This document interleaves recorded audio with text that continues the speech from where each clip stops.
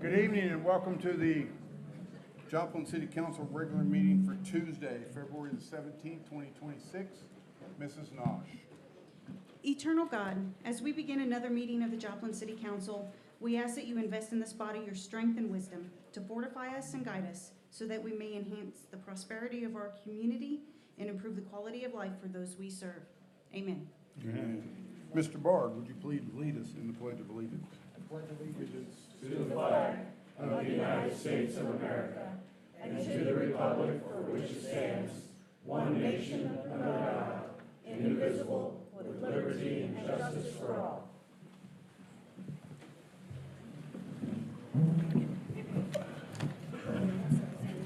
Roll call. Mr. Bard? Present. Ms. Carlin? Present. Mr. Koppel? Present. Mr. Detar? Present. Dr. Farnham? Present. Mr. Jackson? Present. Mr. Lawson? Present. Mr. Shaw? Present. Mayor Cortez? Present. Presentations.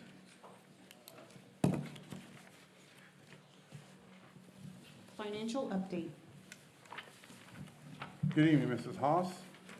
Mayor, Council. Tonight, I'm going to present to you the February sales tax, which represents sales from December. So this would be our Christmas sales.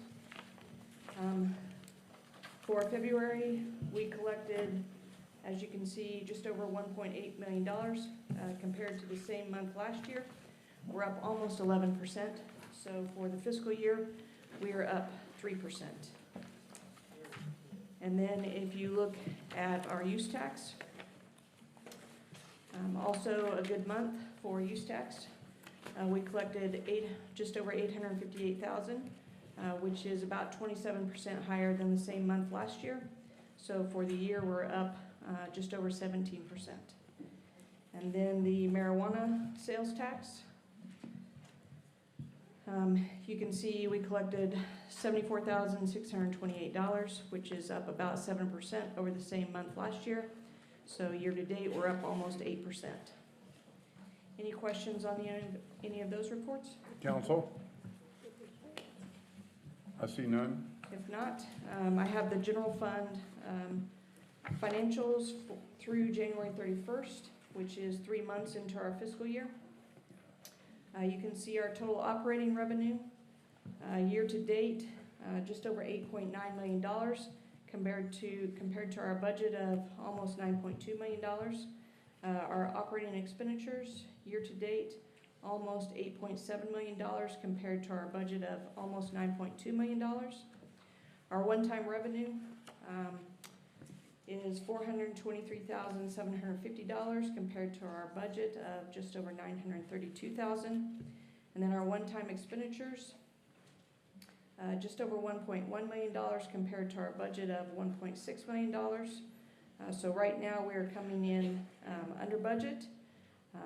And then we have outstanding encumbrances, though, of almost $4.1 million. And then if you look at our projections, our graph that shows our projections, you can see what this tells us is that we're going to need our one-time revenue in order to balance our budget going forward. Any questions on the general fund financials? Council? I see none. Thank you, Mayor. Thank you. Finalization of the consent agenda. Council, is there anyone that needs to address the consent agenda? Is there anyone present in the audience that needs to address the consent agenda? I deem the consent agenda finalized. Reports and communications. We have none. Citizens' requests and petitions. Amanda Bearden.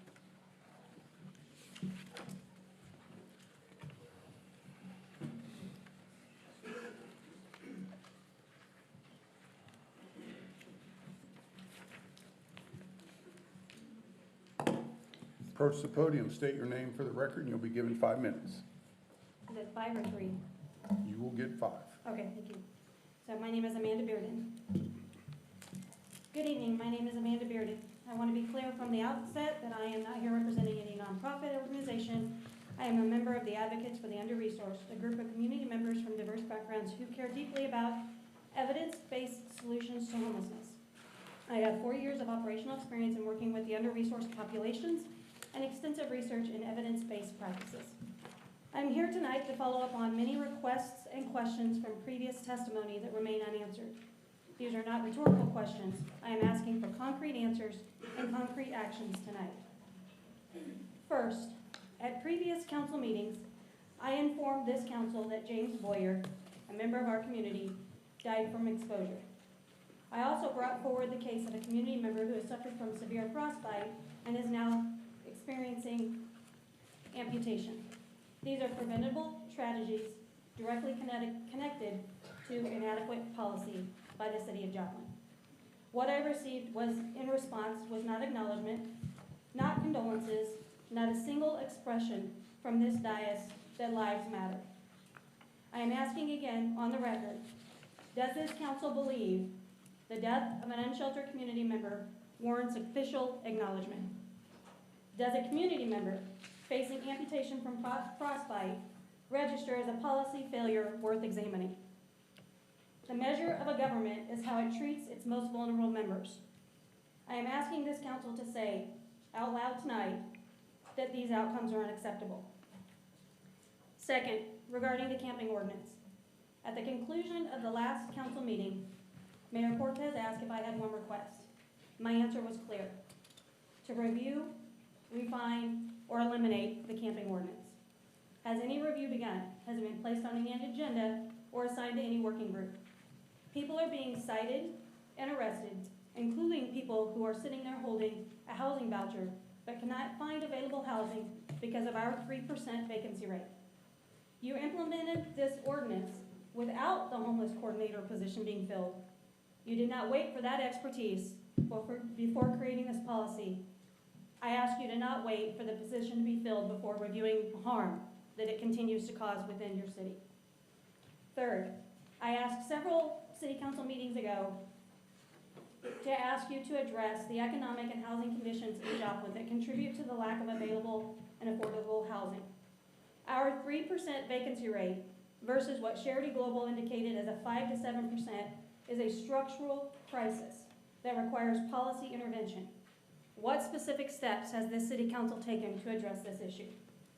Fourth, transparency for city-funded organizations. Regarding my request that all city-funded groups be required to publish their agenda and minutes, what is the status? The Regional Commission on Homelessness receives city funding, yet operates without public transparency. When will the council require basic accountability from organizations that continue to spend taxpayer dollars? And fifth, public record. Many of us have submitted documents requesting that they be part of the public record, yet documents are not being uploaded with meeting minutes. What is the process to ensure that citizen-submitted materials become part of the official record? And when will our previously submitted documents be available? Finally, I want to close on a couple of points of irony. Councilman Jackson suggested that I should take Joplin's unsheltered residents to Carl Junction, to Briarbrook Park, as a matter of fact, specifically. I find it striking that this same council that passed Council Bill number 2025-012, section 82.82-213, the ordinance prohibiting the displacement of transient individuals into the Joplin community, is actually precisely what I was suggested to do with the unsheltered from Joplin. You cannot simultaneously pass an ordinance protecting Joplin from that practice while suggesting an advocate do the same to a neighboring community. And second, if this council wants to restrict public comment to Joplin residents only, you really need to understand what that means when you put that into practice. More than half of the volunteers that are going out into the fields, the camps, the streets, to keep our unsheltered alive, barring Mr. Boyer, are not Joplin residents. And the leaders of the two largest traditional shelters in the city are also not Joplin residents. So silencing non-residents does not protect your community. It silences the work that the people are doing to protect the most vulnerable, or at least attempting to protect them. Mrs. Bearden, I want to address you specifically, personally. You and I have exchanged multiple emails requesting an opportunity for you and I to sit down together and potentially discuss some of these items that you brought forth this evening.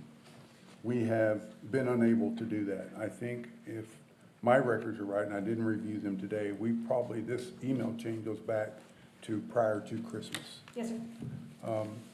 I still stand willing and ready to sit down with you over lunch, over coffee, in my office after hours, after 4 p.m. when I get off my daytime job, and discuss some of the items that you brought forth here this evening. If you want to, and I think the last email chain was when I emailed you and said, I have availability this day and I have availability this day, and I haven't heard back from you. If you want to respond to that email and me and you try to coordinate our schedules to where we can actually sit down and do that. I've taken a few notes here, and I'm sure that I'll have the video of what you've just presented here this evening. I would be happy to provide you with status updates, things that we're working on, things that we've done, and things that we don't believe may be important, according to you. But I would be happy to sit down and talk with you about that. You and I have known each other for quite some time. I've even heard you say some pleasant things about me before. So I'd be happy to sit down with you at any time. All you have to do is email me. I think you probably even have my cell phone number. You can text me. Happy to sit down with you, coordinate a time, and we can put some of these items out on the table and we can talk about it. I appreciate the opportunity for the after hours. I think it's been my work schedule that's prevented me from meeting you for the coffees or lunches. Yeah, we both got daytime, full-time jobs, and I'm happy to come to City Hall. I have an office there. We can sit down in there. I've got a couch, chairs. It's very comfortable, and we can hash it out. I'd be happy to do that with you. And I would encourage you that if there's someone that you would want to bring with you, I don't want to fill my office. I don't want to bring 15 people. But if there's 2 or 3 others that you would like to bring with you, bring them. Let's go. Let's sit down. Let's talk about it, okay? Thank you. All right. Thank you, Mrs. Beard. Next presenter, please. Dora Pearl Reed.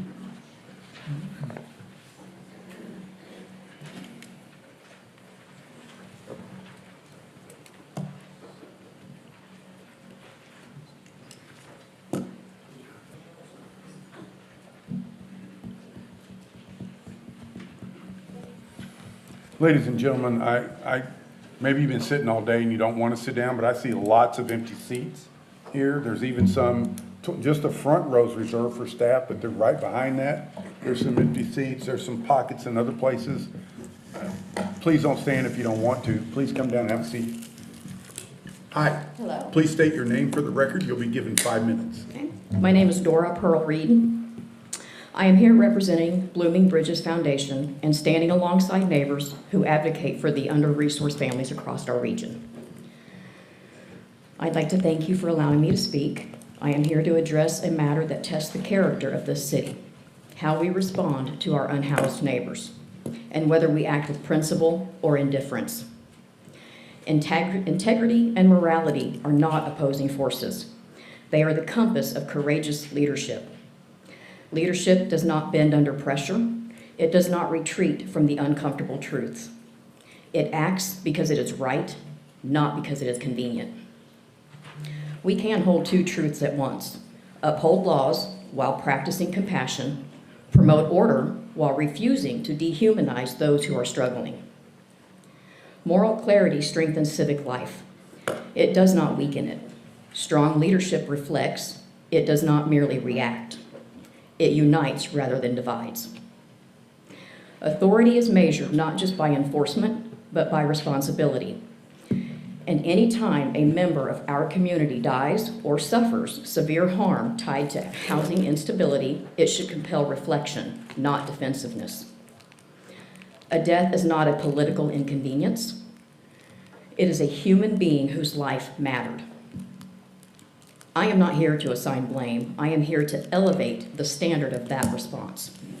When a death connected to homelessness occurs, our community does not need justification or avoidance. It needs clear, compassionate acknowledgement that a life was lost, that it mattered, and that systems will be examined. This city serves more than 50,000 residents, those that are securely housed, those barely holding on, and those sleeping outside tonight. Many of our unhoused neighbors are separated from stability not by poor choices, but by one missed paycheck. Utility costs already rival rent, and that was before the latest increase was passed and has gone into effect.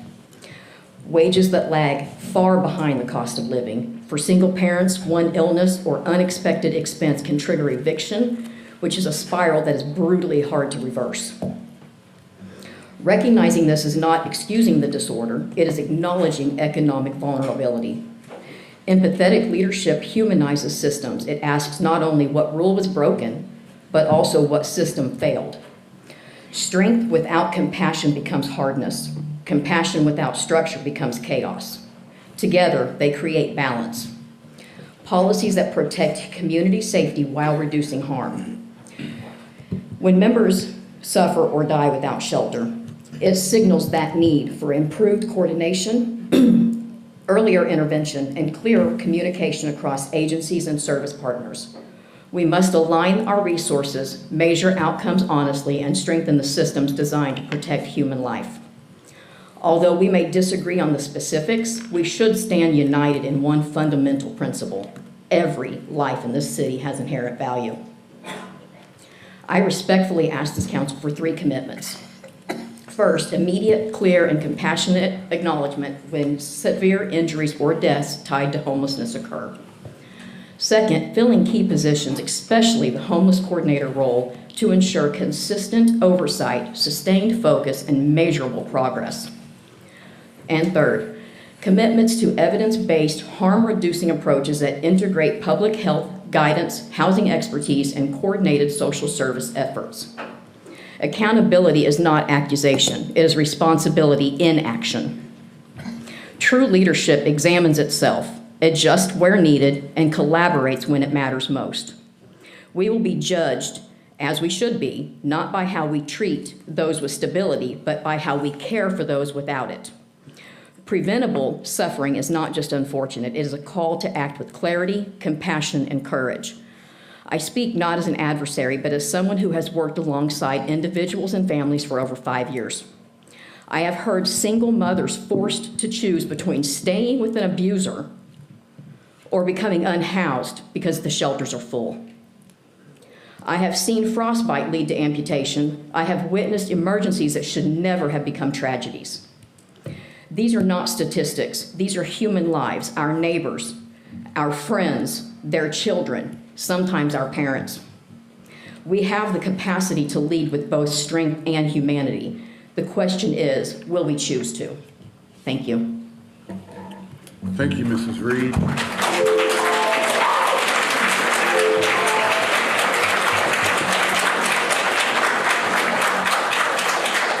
Next presenter, please. Ms. Nicole Bearden removed her name from speaking this evening. The next resident is Barry Wingfield.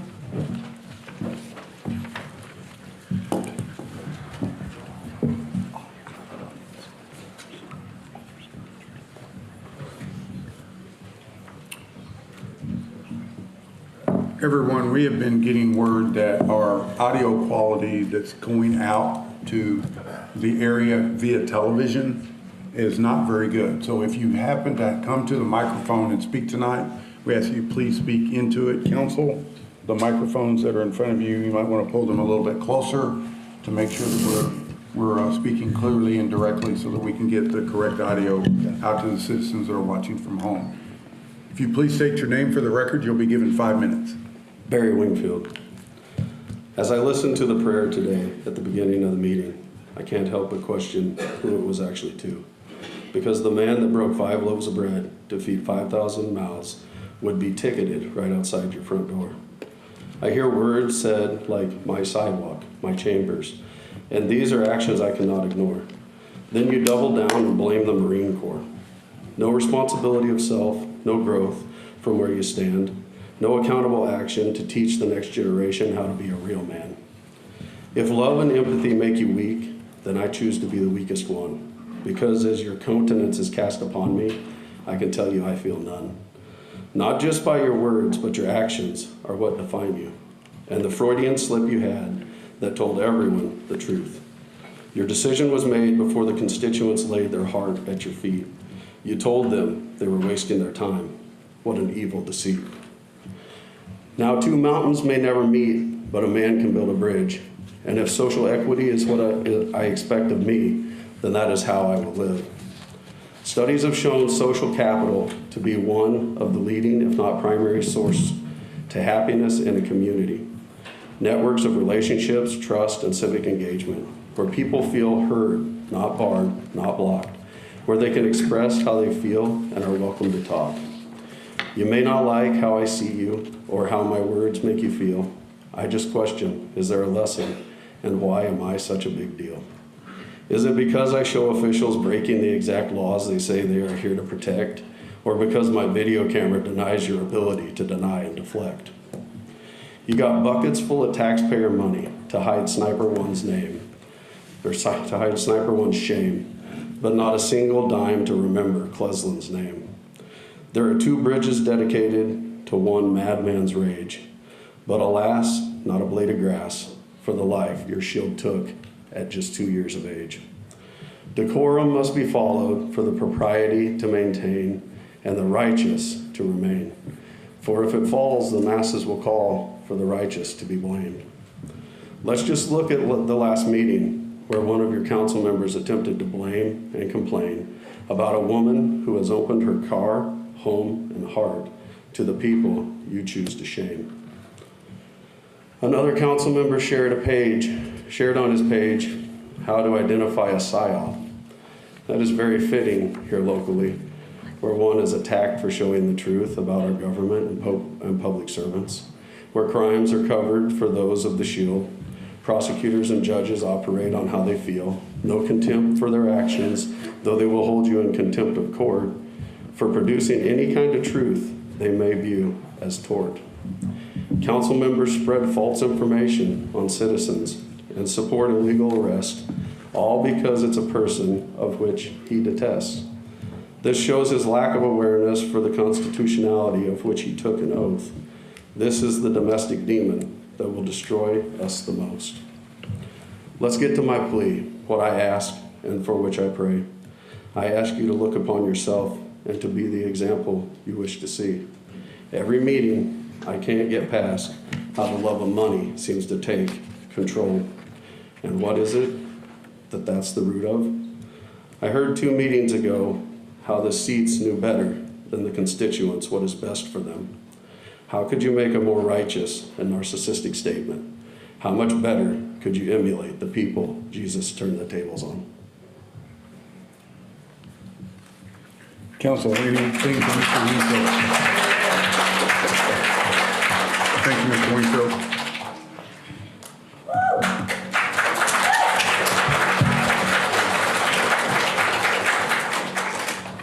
Before we move any further, obviously this is a little different than our normal city council meeting, so I would hope that there'd be a little bit of grace given in here. We don't have some of the electronic comforts that we were used to when we were in our regular council chambers down at City Hall. I do want to, and I feel very compelled to go ahead and address the unfortunate and untimely death of Mr. James Boyer in our community during significant severe weather that we sustained a few weeks back. There's not a person sitting up here with me that did not know about that. I don't believe there's a person sitting up here with me that doesn't feel bad that that happened in our community. Those are things that we hope to avoid and not have happen in our community or any community in this nation for that matter. They are unfortunate. They are extremely unfortunate. And if I had my dithers, I would prefer that Mr. Boyer would be here tonight to address us on some concerns that he might have about his struggles in our community. No one up here sitting with me would wish and or desire for Mr. Boyer to not be here. His death is an absolute tragedy. Public hearings. We have none. Consent agenda. Mayor, Mr. Dietar. I move for the approval of the consent agenda as finalized. Second. Motion's been made and properly seconded for the approval of consent agenda as finalized. All in favor, please signify by raising your right hand.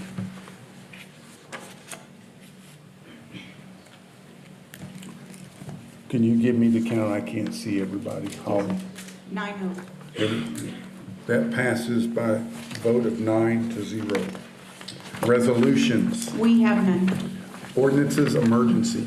Council Bill number 2026-502, an ordinance amending the annual budget of the City of Joplin for fiscal year 2024-2025 as adopted by ordinance 2024-151 on October 21st, 2024, to adjust appropriations and containing an emergency clause. Good evening again, Mrs. Haas. Good evening, Mayor and Council. This council bill amends the adopted 2025 budget of the City of Joplin. We are amending the general fund transfers for an increase in the park subsidy by $650,000, an increase in the golf course subsidy by $75,000, and an increase in the TIF transfer by $163,400. We're also amending the TIF transfers in the other sales tax funds accordingly.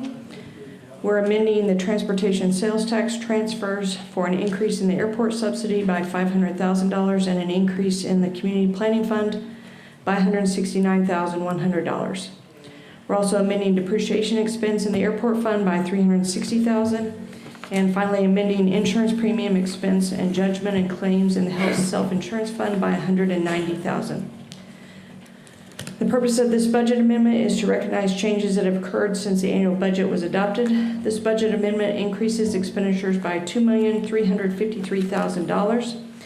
And staff recommends approval of this council bill on an emergency basis due to the timing of the audit. So our audit is currently underway right now. I'd be happy to answer any questions. Council, any questions for our finance director? It's hard for me to look this way, sometimes bowed out a little bit. I see none. Chair will entertain a motion. Mayor, Mr. Lawson. I move for the approval of Council Bill number 2026-502 on an emergency basis. Second. Motion's been made and properly seconded for the approval of Council Bill 2026-502 on an emergency basis. Please vote by signifying, raising the right hand if you're in favor. I'll get it right. 9-0. That motion passes 9 in favor with none opposed. Ordinance's first reading. Council Bill number 2026-503, an ordinance amending the annual budget of the City of Joplin for fiscal year 2025-2026 as adopted by ordinance 2025-143 on October 20th, 2025, to adjust appropriations and setting a date when this ordinance shall become effective. Mrs. Hall. Thank you, Mayor. This council bill actually amends our 2026 budget. We're amending several items. We're increasing the general fund revenue by $178,265 for insurance settlement funds, of which $80,562 is being transferred from the liability self-insurance fund, and $97,703 is from the city's outside insurance. Also increasing the police patrol budget by $178,265 to replace 2 police cars and equip them. Increasing general fund revenue and the police federal grants by $335,329 each for a community-oriented police services or a COPS grant received after the budget was adopted. This grant is 100% with no local match funds and will be used to implement training involving responses to individuals experiencing a mental health crisis. Increasing general fund revenue and police federal grants by $50,000 each for replacement vest carriers. This is a Homeland Security grant, which is 100% with no local match funds. Increasing general fund revenue and police federal grants by $39,000 each for 21 AEDs for the police department. This is actually a firehouse grant, which is 100% with no local match funds. Increasing the City Hall maintenance budget by $6,276 for the unanticipated purchase of a replacement VFD drive for the HVAC condenser water pumps. Increasing the police investigations budget by $21,750 to use drug forfeiture funds to purchase various equipment and supplies for evidence and crime processing needs. Drug forfeiture funds are monies collected in the past, so they're part of our current fund balance in the general fund. Increasing solid waste management fund revenue and state grants by $10,000 each for a grant received from Region M after the budget was adopted. The grant is 100% with no local matching funds and will be used for household hazardous waste disposal. And finally, increasing the central garage fund expenditures by $5,600 to make upgrades to the fuel and diesel pumps that was unknown when the budget was adopted. This budget amendment increases revenue by $612,594 and expenditures by $726,782. Staff recommends approval of this council bill on first reading, and I'd be happy to answer any questions. Council, questions?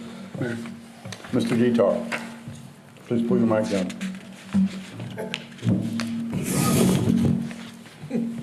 I can talk louder, so I don't want to blow everybody out. Leslie, on the police patrol cars that were totaled, is that just those were insured? They were insured, and so $97,703 is coming from our outside insurance company, and the other $80,562 is coming from our self-insurance fund. So this is just for accounting Yes. purposes? Okay. I think probably people see that and buys an insurance payment. Right, we still have to budget for Yeah. the expense. Gotcha. Thank you. Thank you, Mayor. Anyone else? I see none. Thank you. Chair will entertain a motion on Council Bill 2026-503. Mayor, Mr. Dietar. I move for the approval of Council Bill 2026-503 on first reading. Advance to second and third. Second.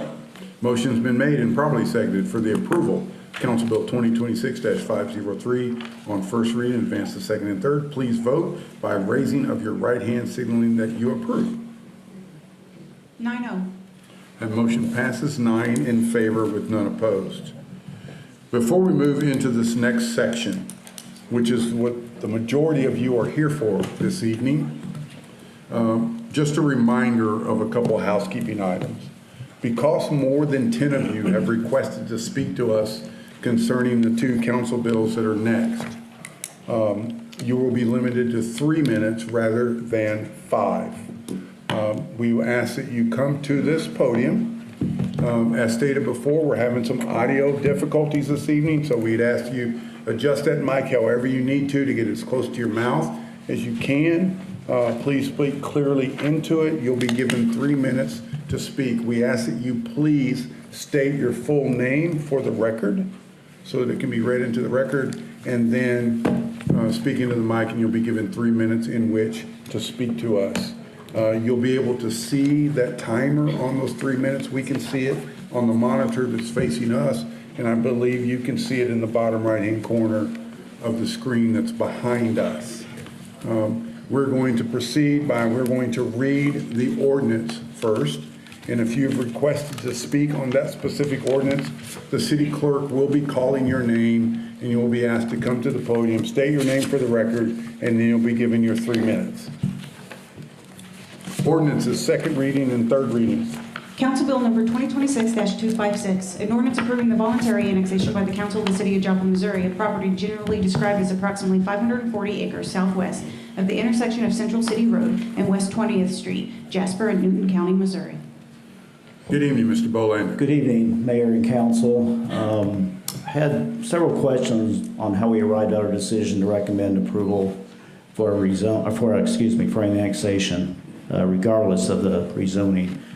We mentioned these documents and provide this information at the public hearing, but I just want to be sure that the citizens and this board is familiar with it as well. I believe you have access to it and are given copies of it. But I'd like to enter 3 exhibits into the record that shows the annexation of the property in this request is reasonable and necessary for the growth and development of the city of Joplin. The first exhibit, Exhibit A, I believe we have, yes, is Ordinance 2008-213, which is the out-of-town sewer agreement and annexation agreement signed between Wildwood Ranch LLC and the City of Joplin Municipal Corporation on January 15th, 2009. The agreement describes both the property owners and city's responsibilities in providing public infrastructure and services, namely city sewer to Wildwood Ranch to accommodate growth generated from the mixed-use development.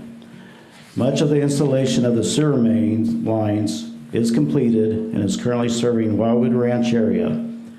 Per the agreement, 100% of Wildwood Ranch properties identified in the agreement must be annexed into the City of Joplin 20 years after the agreement is signed, which should be prior to January 15th, 2009. If this annexation request is approved, approximately 80% of the Wildwood Ranch development will be in the city of Joplin. The second exhibit, Exhibit B, are the previous annexation ordinances approved by this body for the annexation of properties both in Wildwood Ranch development and properties contiguous with both the city and Wildwood Ranch. There are 31 annexation requests that have been approved since 2009. Exhibit B reflects the properties currently located in the city of Joplin and reveals the current annexation request is contiguous with the current city boundary. The final exhibit, Exhibit C, is the Wildwood Ranch Industrial Complex and Comprehensive Master Plan prepared in 2018. It is a property site assessment and due diligence report of the property in this annexation request. The plan reviews the existing property features, including environmental conditions, transportation facilities, and utility infrastructure for the use of the property as an industrial complex. Again, this plan was completed and approved in 2018, anticipating this property would be annexed into the city of Joplin so the city could provide public services for industrial development. The exhibits together show the area requested to be annexed is contiguous with our current city boundary, and the annexation is reasonable and necessary for the growth of the city of Joplin. The city of Joplin has planned to provide essential public services to the property in this annexation request. The city is currently providing city services to Wildwood Ranch properties in the city, and the site is currently served by the city of Joplin public sewer and served by other privately owned public utilities that are located on or near the property in this request. The annexation into Joplin will help manage any environmental concerns and also protect environmental sensitive areas identified in our current and future studies. The area requested to be annexed has the potential to be developed with the zoning and land use controls administered by the city of Joplin, since Jasper County currently does not have any land use regulations, which potentially could create haphazard, uncontrolled growth, negatively impacting nearby Joplin residents and business. So in conclusion, I'd like to enter these three documents into the record. Any questions? Thank you, Mr. Bolander. Council, is there any questions for Mr. Bolander? Council, the chair will entertain a motion to accept all three of these exhibits be entered into the record. Mayor, I'd make a motion that the three records be entered into the record. Second. Motion's been made and properly seconded for all three exhibits presented be entered into the official record. Please signify your approval by raising your right hand. 9-0. Motion passes 9 in favor with none opposed. Madam Clerk, call our first person. Austin Hagston.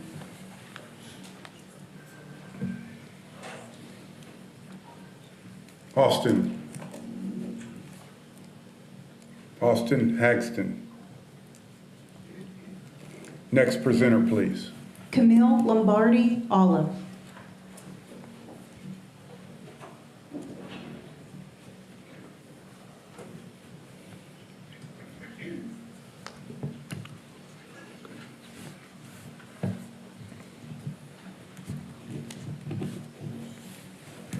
Please state your name for the record and you'll be given 3 minutes. Please adjust that microphone how you see fit.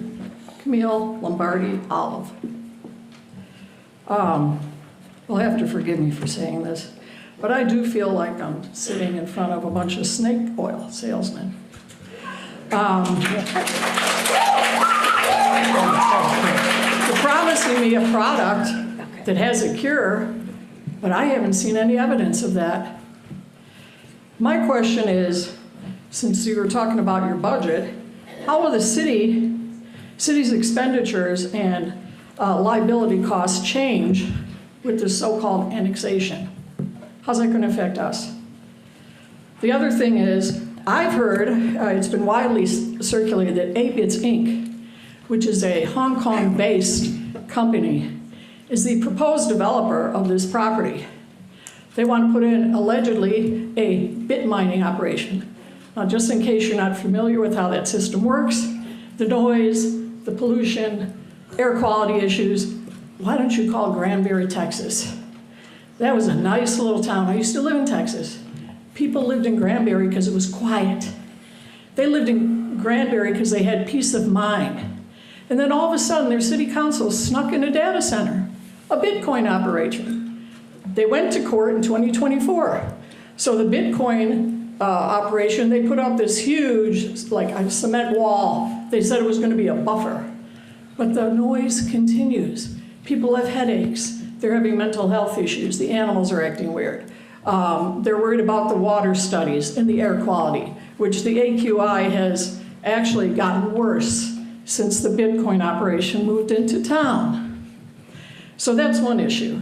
And, you know, I thought in this state that we were not going to allow Chinese companies to relocate to Missouri anymore. What happened to that? What happened to that promise? Can you imagine having an AI Bitcoin center right in our backyard? God knows what they're doing. Obviously, you trust them. I don't.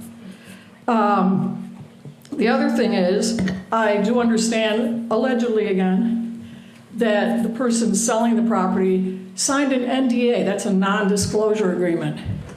Now, what that prevents us from finding out is, was there money promised? Did anybody else here sign an NDA in agreement with some plan to push it through, and then on the back end, they're going to get something out of it? And we're going to be the ones that are holding on to the costs of this, what I see as a mistake. You promised growth. Joplin needs this. Really? Well, why did you just spend $10 million on improvements on Ework Park? You took out the pool. You took out the playground stuff. You're putting in some kind of cement pad, but supposedly, according to the news, and yes, they could be lying, it cost us $10 million. Or what about the bike park? So I'm worried that you're not listening to us. You're not hearing us. Ma'am. We don't want this. We don't want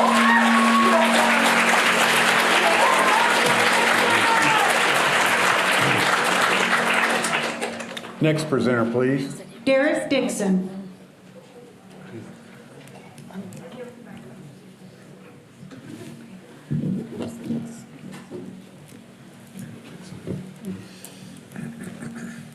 Please state your name for the record, and you'll be given 3 minutes. My name is Derek James Dixon. As of last month, I've lived in Joplin for 2 years. I've served in the 203rd HHC unit of the National Guard that is headquartered here for 10. As of next year, I'll have 2 children in high school here. My wife was born in this city. My father-in-law worked for Eagle Pitcher for over 3 decades. I have investment in this community, but anybody here that does not have that level of connection still has investment, even if it's less than mine. I attended the city council meeting for the first reading of these last month. That was, in my time here, the first city council meeting that I've been to. It was interesting, and I observed a number of things, mainly the behavior of this council. The community and the surrounding communities came out to let you know how they feel about this. One of the things that I was concerned about was the patronizing usage of the term concern to describe an objection. People do not have concerns about data center. Well, some do, but many people have objections to it. And to categorize concerns, to categorize objections as merely a lack of information or unfounded fear is patronizing, which is not decorous. It upset me whenever I saw a council that admitted their own lack of preparedness, their own lack of understanding on the subject, decide to go ahead and not even consider waiting to learn more, to educate themselves more, to listen more to their constituents, to experts, and to just prepare themselves to properly face the consequences. I don't have a lot of data to present you that you would not have already been familiar and presented with. I will address some things very quickly before my time ends, specifically in regards to the information, the exhibits that were already put up. This property is required to be voluntarily annexed by 2029. The city has no obligation. Reasonableness is subjective. Necessary is subjective. The community is telling you that they do not find this reasonable or necessary, despite precedent for bringing in land that was not under the same conditions. And finally, as for haphazard development, Article 3, Section 1 of the original agreement, I apologize, I do realize I'm going over, states because it's going to be voluntarily annexed, it must be developed in concordance with Joplin's codes and ordinances, meaning it could not be haphazard. Thank you. Thank you for your time.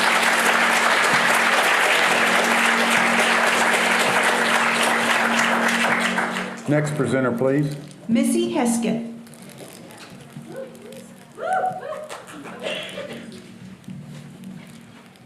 State your name for the record. You'll be given 3 minutes. My name is Missy Hesketh. Good evening, Mr. Mayor, council members. My name is Missy Hesketh, and I am here as a neighbor, as a former city leader, and as a candidate for the United States House of Representatives to serve the people of Southwest Missouri. I'm here because the incredible number of people who have spoken up in opposition to the data center are not being listened to by you or their current representative who has touted his support. I listened on January 20 to the dozens and dozens of people, voters, from Joplin and the surrounding communities explain that they do not want this annexation and rezoning rushed through to make way for a data center. People are not confused about what a data center is. They understand it's modern, it's profitable, and it's shiny. More importantly, they understand in terms of water, energy, land, and long-term quality of life. Data centers require hundreds of thousands, and in some cases, millions of gallons of water per day, while Joplin is currently experiencing drought conditions. At the same time, American Water is currently working through a $103 million EPA loan to address the critical water shortage in this region. Residents are also worried about the strain on the energy supply, about noise pollution, about water contamination, and about the impact heavy industrial zoning will have on nearby home values and farmland. These fears are not abstract. They are practical, lived concerns for people raising their families here. At the January 20th meeting, residents spoke about these issues clearly, and still the council moved forward, even after a 7-hour session. This left your constituents feeling unheard, discouraged, and ultimately distrustful of the process. This disenfranchisement is being felt at the local, state, and federal level, and voters are tired of it. We have all heard examples of corporations promising prosperity. Sometimes those promises come true. Oftentimes they don't. History has taught us that economic development without community consent and environmental safeguards leaves regular people footing the bill long after a ribbon gets cut. The people of Joplin aren't saying no to progress. They are saying yes to health, yes to water security, yes to thoughtful planning, and yes to having their voices heard. Tonight, I urge you to pause, not just procedurally, but also morally. Ask yourselves whether this process truly reflects the will and best interests of the people you serve. Thank you for your time.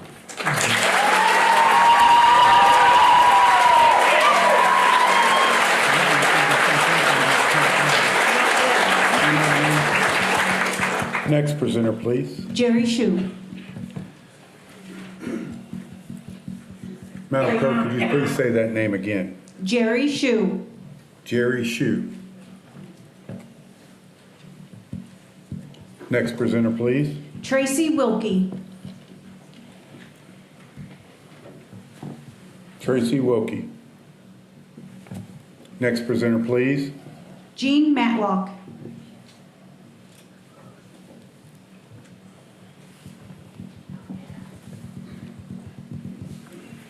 Good evening. State your name for the record. You'll be given 3 minutes. My name is Tracy Cope.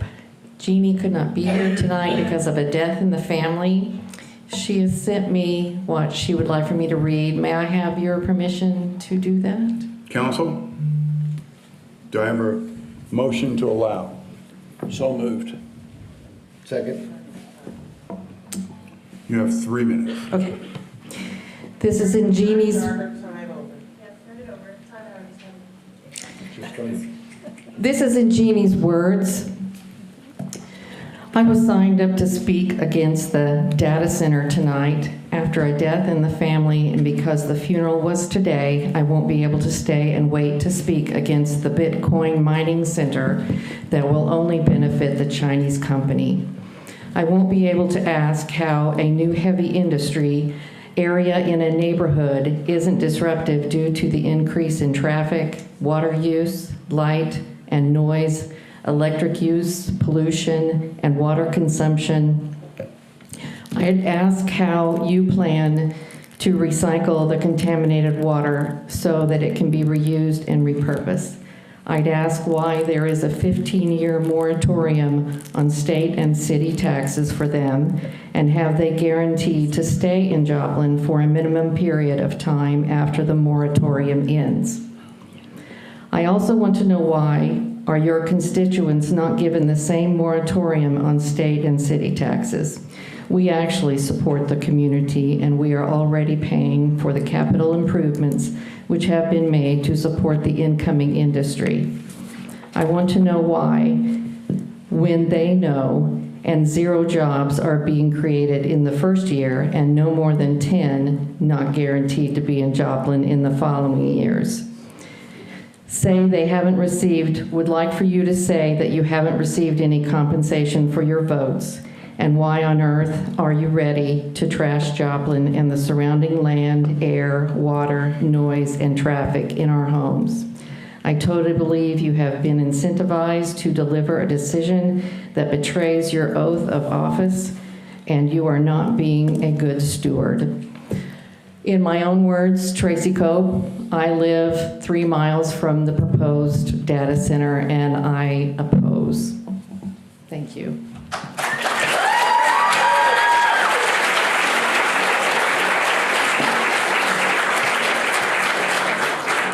Next presenter, please. Sabrina Cole.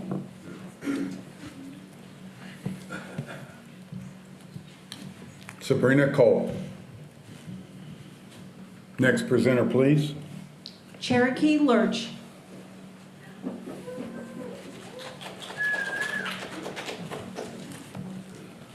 State your name for the record. You'll be given 3 minutes. Hi, my name is Cherokee Lurch. I'm against the data center being proposed at Wildwood Ranch. AI not only has negative ramifications regarding its mishandling of our personal data, the data centers used to power them propose environmental and financial concerns. AI itself is used to store and gather information. That includes our personal and our biometric data, which then is easily accessible. There is no such regulations in place for this powerful tool. Because AI uses excessive amounts of power, water is needed to cool down the computer systems. One data center uses around 5K gallons of water a day. That's almost 2 million gallons of water per year. This process not only permanently pollutes the water, it emits greenhouse gases into the air. This poses many problems because the proposed data center is near the medical district where countless hospitals and care centers are located. These people need fresh air and clean water the most. Towns like Joplin, who have implemented data centers, saw a significant increase in power and water bills. Not only does this affect citizens of Joplin that you work for, this affects the surrounding towns via power bills. Liberty has a monopoly on our reliable and cheap power and will continue to capitalize on it further if we the people do not stop them. AI is not a gift from God. It is an inconvenience labeled as convenience. Thank you.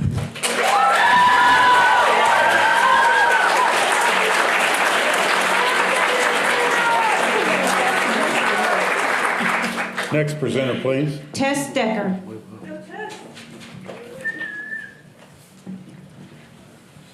Please state your name for the record. You'll be Hello. given 3 minutes. My name is Tess Decker, and I'm here to argue against the data center in Wildwood. First, I'd like to cover the health impacts that this data center will bring to our city. The community summary organized by Freeman Health reported that lung disease ranks first in commonness out of an array of different diseases such as heart disease, oral health issues, cancers, etc. in Joplin, Missouri. According to the EPA, high emissions from diesel generators combined with operation for maintenance and non-emergency load shedding has proven to cause respiratory issues in communities these data centers are found within. For example, the COBRA modeling tool, which estimates how air pollution spreads and affects communities, reported that the emissions from the data centers in West Virginia imposed an annual public health cost of approximately $200 to $300 million.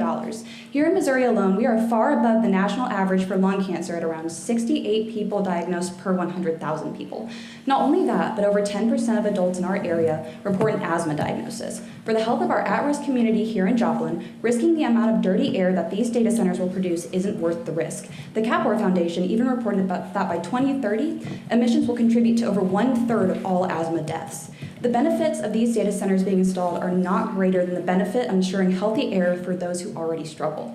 Additionally, the fact that this center is set to be built in Wildwood is cause for concern. Wildwood homes organizations filled with more at-risk people. Wildwood is known for its nursing home, its advanced family medicine and wellness center, and other medical facilities. Placing this data center around vulnerable populations is asking for an increase in health issues and deaths. The particle matter left in the air from emissions increases the likelihood of death in the elderly by an astounding 60%, stated by the Health Effects Institute. Tess, can you come back to the microphone? Oh yeah, sorry.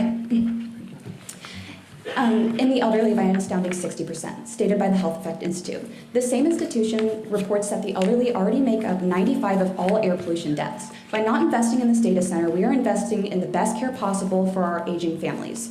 Switching from the topic of health to the subject of finance, in the places that have already seen a boom in data centers like Maryland and the previously mentioned Virginia's, the State Impact Center has reported that the cost for electricity in areas with data centers has skyrocketed 267% over the past 5 years. The average electricity bill in Joplin ranges around $227 per month. If we follow this pattern, the average cost to keep electricity on in your house will spike to around a whopping $833 a month in the next 5 years.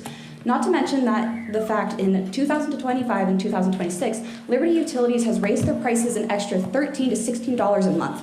While that might be a manageable price for some, for the average Joplin resident, it is not. Around 18% of Joplin is below the poverty line, and 25% of people living here are one missing paycheck away from slipping below that line.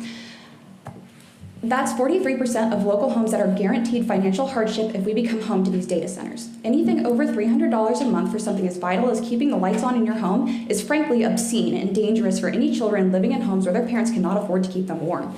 Liberty will not end up being the ones paying for the resources AI needs. It will be the residents of the city who are barely keeping their heads above water.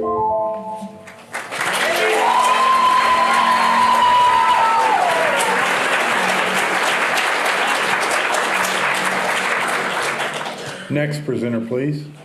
Ron Birch.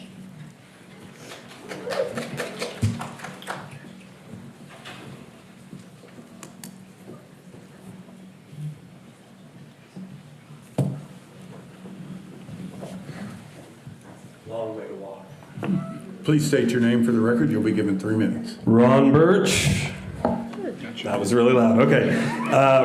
My name's Ron Birch, Joplin resident. I'm not speaking today on behalf of any organization, but as a Joplin citizen and voter. The last time I spoke before you, I stated I was against the annexation, against the rezoning of the Wildwood property for the proposed data center. I am still against both. I also don't believe all is lost if it's instead of the Joplin citizens fighting it, if it's Jasper County citizens or Newton County citizens. I don't think that's an issue either. Last time I was here, I called for the council to place a moratorium on the property, basically so studies can be done independently outside of the purview of the developer and hyperscaler. I am renewing those calls again today, as I expect you will ignore the will of the voters tonight. Look around you, these are your constituents here, but you have the power. You have the power to ignore everyone. You have the power to approve the annexation and rezoning. You have the power to vote no on the annexation and rezoning. You have the power to vote yes on the annexation and vote no on the rezoning. You have the power to table either. You have the power to be proactive and place a moratorium on any construction on the property yourselves without making the citizens collect 8,000 signatures to put it before the voters for a vote. You have the power. Now this part's really important. You have the power to choose who does the independent surveys and studies instead of letting the end user pick and choose from their buddies who's going to do those surveys. You all have the power to pick and choose. Use your power, please. That's it.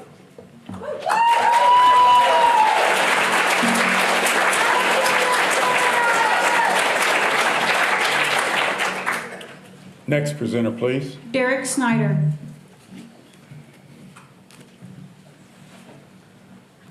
Derek Snyder.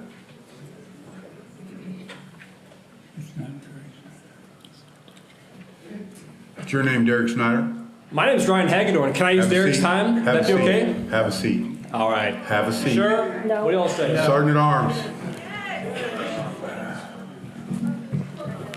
Next presenter, please. Myrna Moser. That's the guy.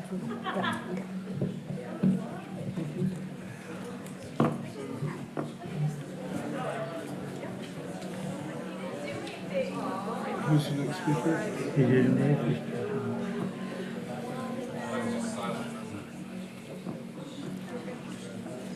Holly, who's the speaker? Who's it?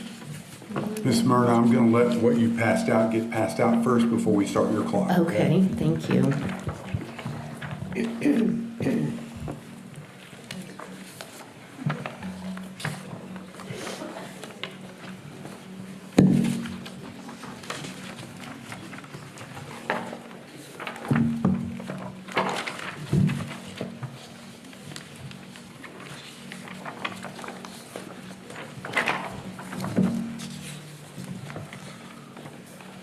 Please state your name for the record. You'll be given 3 minutes. My name is Myrna Moser. The first issue is annexation and rezoning to a heavy industrial zone.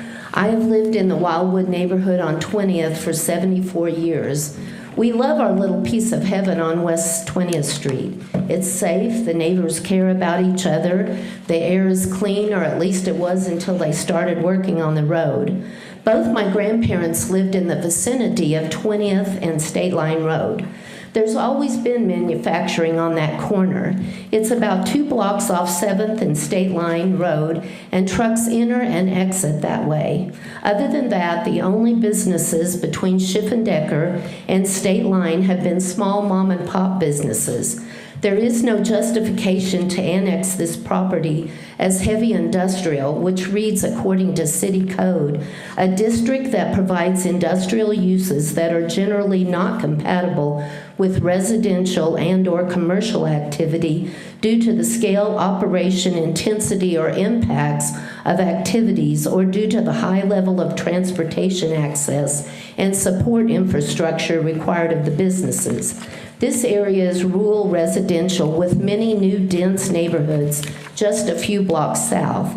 It is not on the West Bypass as formerly stated, but is 2 miles west of Schiffendecker. Trucks would have to access these 2 miles through residential areas and past our only private golf club in town. Once you get to Central City Road, the infrastructure is not safe for trucks.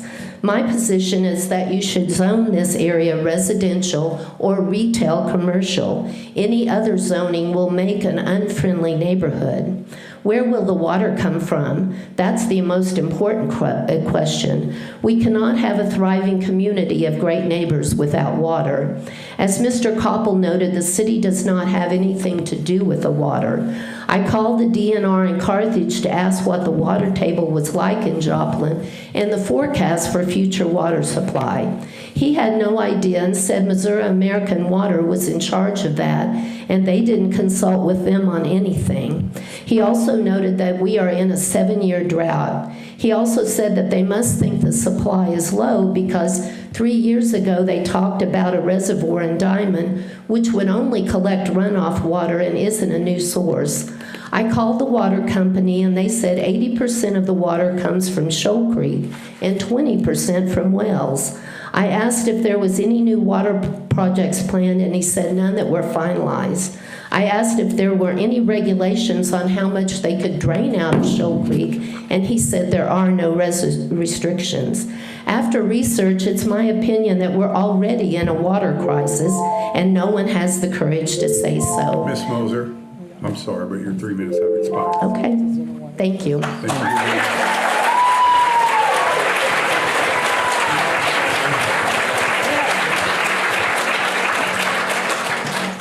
Next presenter, please. Brenna Bauer.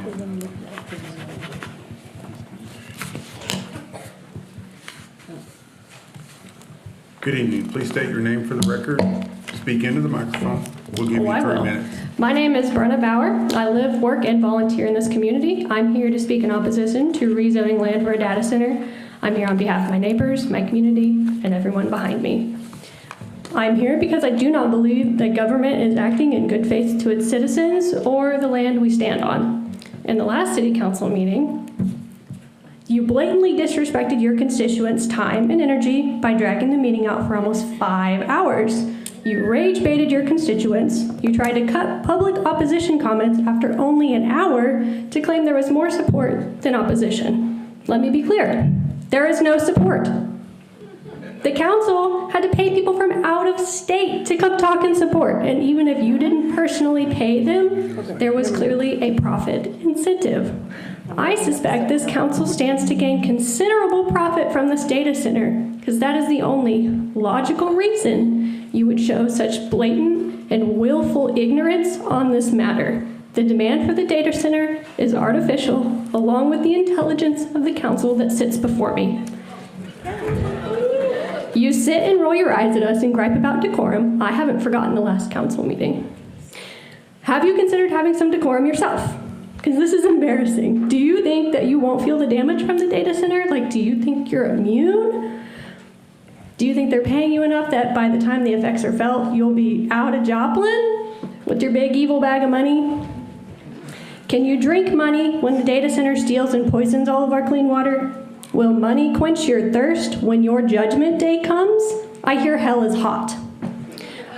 Will you and your big bag of money be able to fit through the eye of a needle?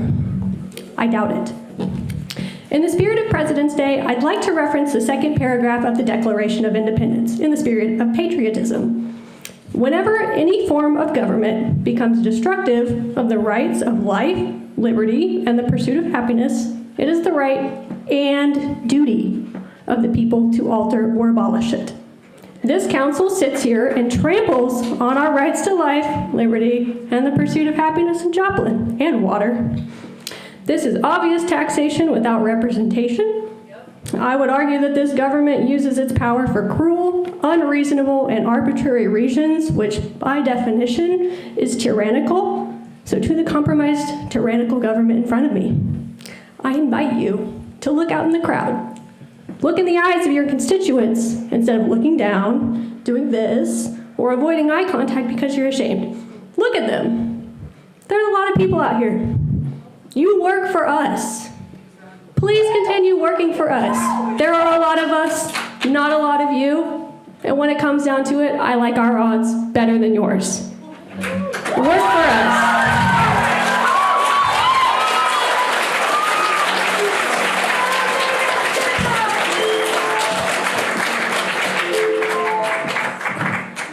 Next presenter, please. Chris Stockton.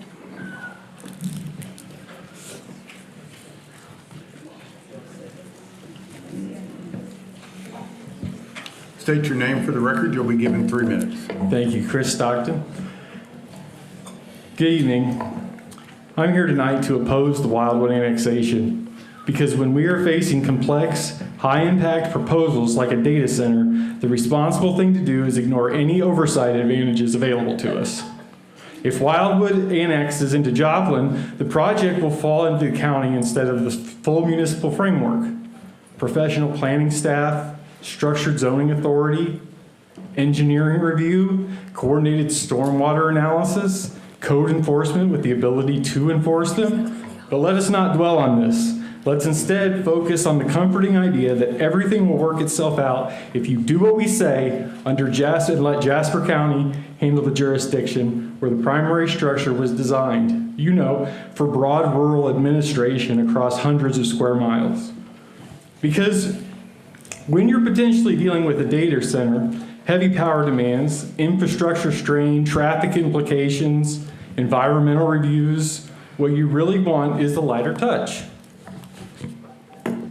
It would be reckless to bring that kind of development into a city government that holds public zone hearings, requires detailed site plans, and answers directly to the municipal voters.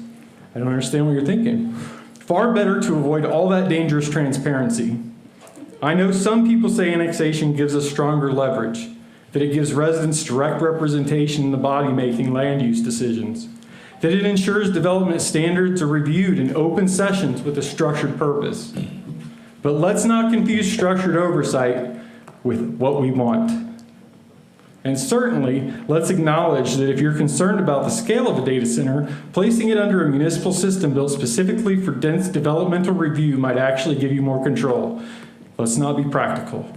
It's much more effective to say we're worried about the project while simultaneously rejecting the framework most capable of scrutinizing it. Thank you.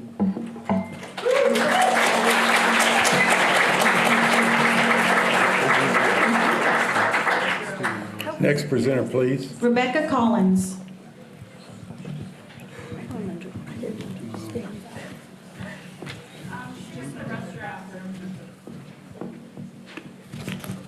Rebecca Collins.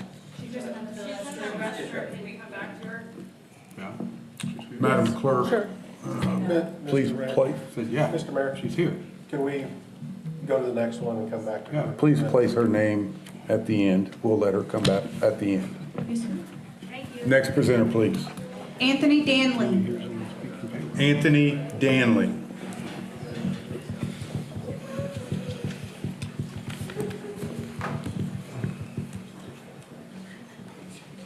Please state your name for the record. You'll be given 3 minutes. Anthony Danley. I speak in opposition. From the beginning, this process has lacked transparency. Residents were not told who the land was being prepared for, what the project would be, or how it would use our resources. Major land use decisions should be made openly with clear information and community input. Instead, this project has moved forward with vague answers and shifting explanations, and that erodes public trust. Who's the end user of this facility? Because many residents are concerned about foreign entities purchasing land or controlling critical local resources. This is not a fringe issue. It is a bipartisan national concern. And multiple states have already passed laws restricting foreign ownership of agriculture or strategic land. The principle is straightforward. Local land and local resources should serve local people. The proposed 15-year tax abatement provides nothing to Joplin. No property taxes for schools, no contribution to city services, no support for infrastructure. A project that consumes enormous public resources while contributing zero tax revenue for a decade and a half is not economic development. It is a subsidy. And what does the community receive in return? 10 local jobs in 36 months?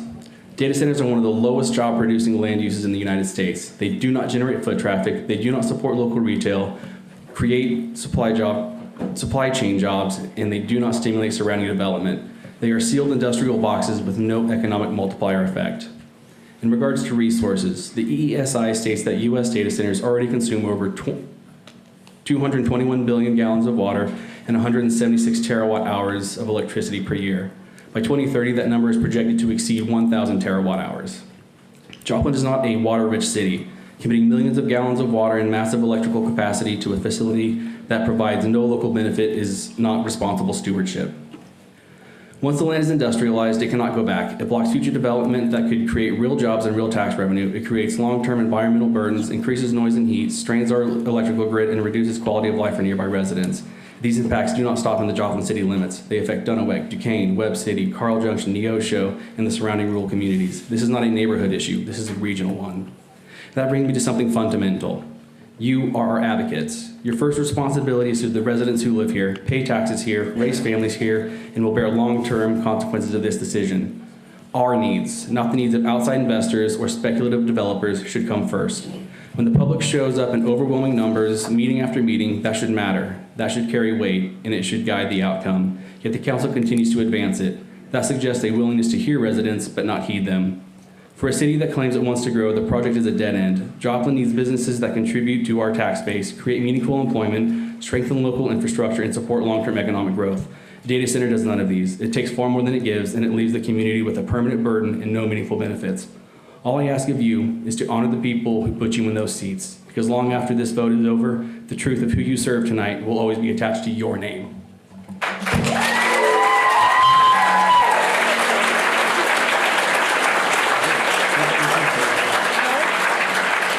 Next presenter, please. Grace Bennett.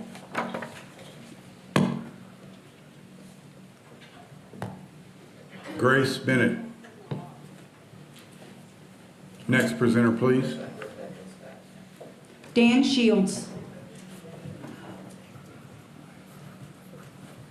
Please state your name for the record. You'll be given 3 minutes.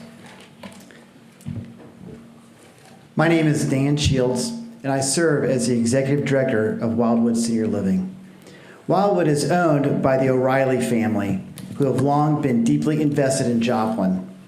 Their vision was to create a peaceful, stable, and comfortable community where seniors could enjoy their later years. That vision continues today with a new expansion planned at Wildwood Ranch, but at no point did anyone imagine a data center being built next door. The people who live at Wildwood helped build this city. They raised families, built businesses, served our country, and helped Joplin thrive. And now in their later years, we're considering surrounding them with constant noise, lights, and vibrations. Many of our seniors continue giving back even in retirement. And there's an irony in us meeting here tonight in the Corley building. Mr. Corley once lived at Wildwood. We're gathered here benefiting from his generosity while deciding whether a data center should sit next to the home he once knew. We also care for residents living with memory loss. They depend on peace and consistency. Noise, vibration, and bright lights can cause real harm. And between Wildwood and nearby nursing homes, nearly 400 residents rely on a quiet, stable environment. Many can't speak for themselves, so we have to ask, is this annexation truly necessary, and is it reasonable to expose our seniors to these impacts? Our residents aren't opposed to progress, they support responsible growth, but progress shouldn't come at the expense of the people who built this community. So I ask you to consider this carefully. Think about your parents, think about your grandparents, think about where you would want to spend your final years. Would you want to live next door to a data center? I understand the council believes guidelines can manage a project of this scale, but annexing this property clears the way for something that will be very difficult to control. On behalf of our residents, their families, and those already invested in Wildwood Ranch, I respectfully ask you to vote no on the annexation, because if you vote no, the data center will not come. Otherwise, it would already be here. Our seniors stood up for Joplin when it needed them. Now they need you to stand up for them. A city is judged by how it treats its most vulnerable. Tonight, you get to decide what kind of city we are.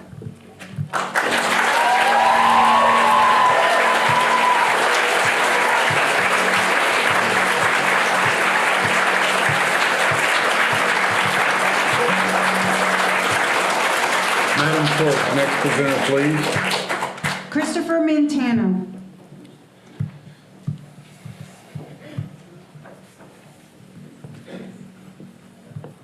Please state your name for the record. You'll be given 3 minutes. My name is Christopher Montano. I am actually here to educate everybody on data centers.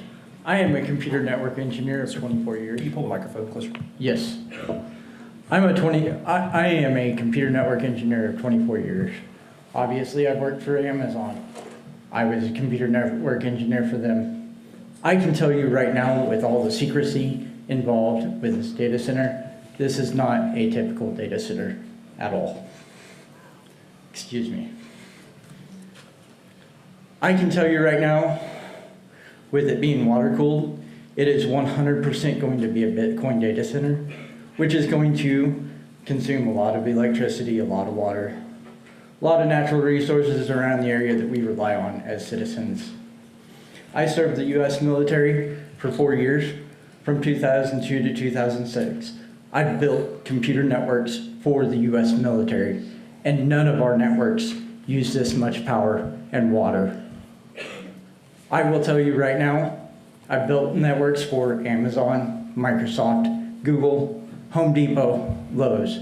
None of theirs use this much power and water at all, okay?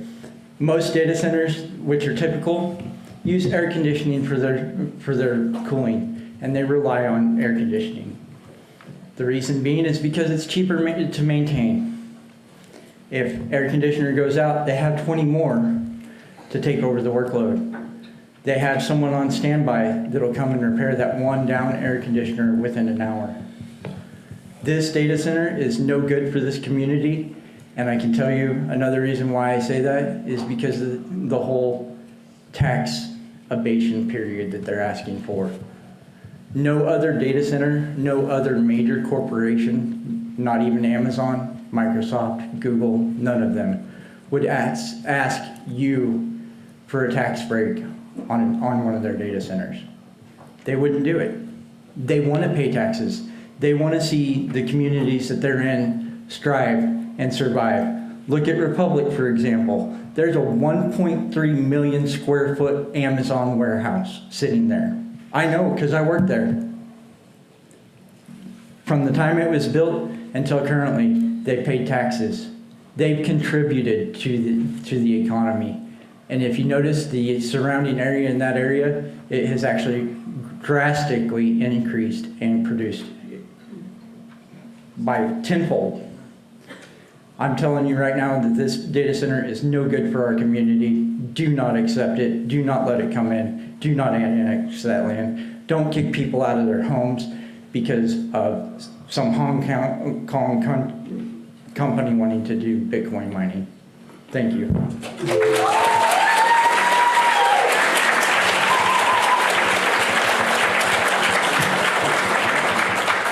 Next presenter, please. Shania Fisher.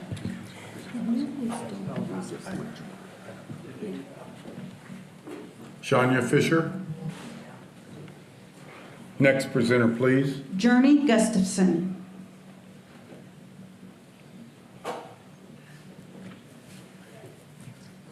Next presenter, please. Lucas O'Toole.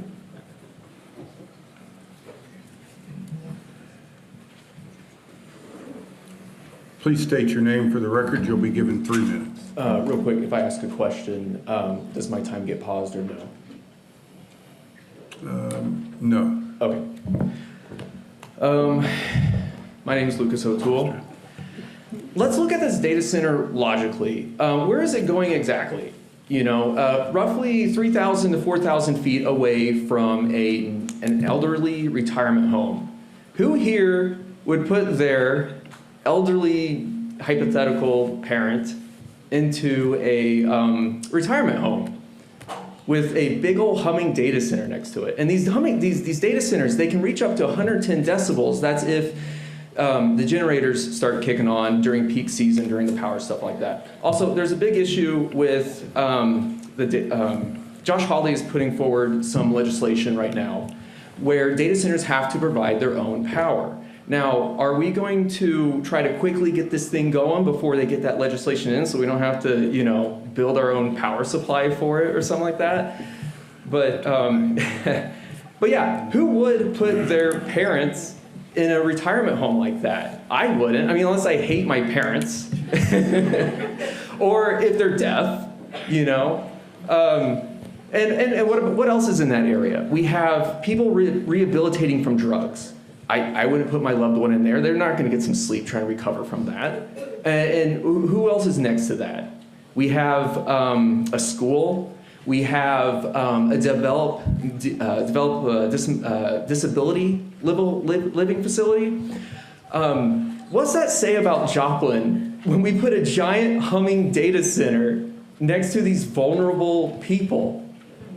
What does that say about us in the future? In the future, people will be driving by, you know, getting ready to go visit the retirement home, and they'll be like, oh, why is there a giant humming data center next to this? I'm not going to put my parents in there. This is awful.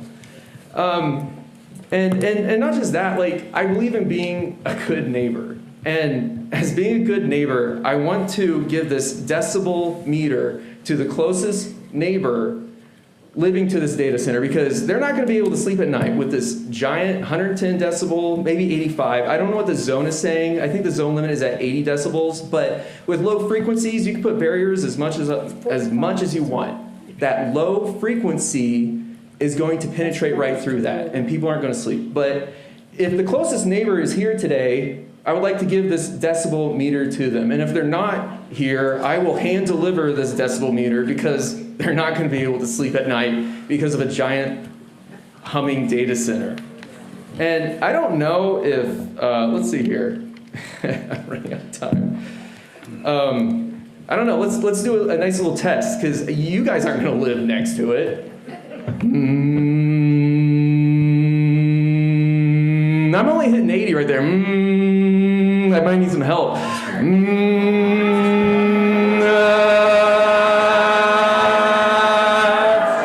I only hit like 90. All right. Your time has expired, sir. Thank you.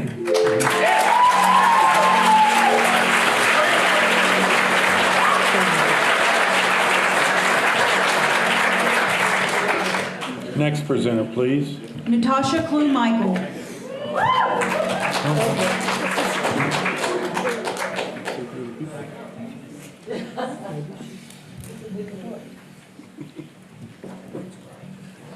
Please state your name for the record. You'll be given 3 minutes. Natasha Clue-Michael. If you are opposed to this tech or data center tonight, please raise your hand. What do we got? 5 people who are not opposed, maybe 10 in this room, and some of them are here with the landowner. Okay, perfect. So, looks like the people who didn't raise their hand, a good majority probably know the landowner, so we can see why they didn't raise their hand. This question is to all of you guys right now. I want you to think back to when you were campaigning to run for city council and consider what your core values were then. Now ask yourself, if you said that you were doing this to serve the citizens of Joplin, do you feel like you're doing a good job doing that right now? No. Perfect. Almost 1,000 people signed the first petition in 5 days. 5 days, okay? It only took 5 days for 1,000 people to sign a petition saying that they did not want this in their backyard. You signed up to address council. Perfect. I just want to make sure that the people here know that I'm talking to them as well. Thank you, Mr. Mayor. I will make sure that I address council. So, we said 1,000 people within 5 days that we didn't want this in our backyard, yet you refused to listen. We're not saying never, we're just asking for the proper studies to be done to protect Joplin citizens, resources, and wildlife. Tabling the case would allow that. When enough information is not provided, a decision should be tabled. I see a couple of you shaking your heads yes. A couple of you voted not to do the annexation or the rezoning the time before. Well, at least the rezoning. And I want you guys to think about that. You didn't have enough information. You still don't have enough information. I invite everyone here to talk with each other, exchange information outside of here, join organizations, because we the people have the power.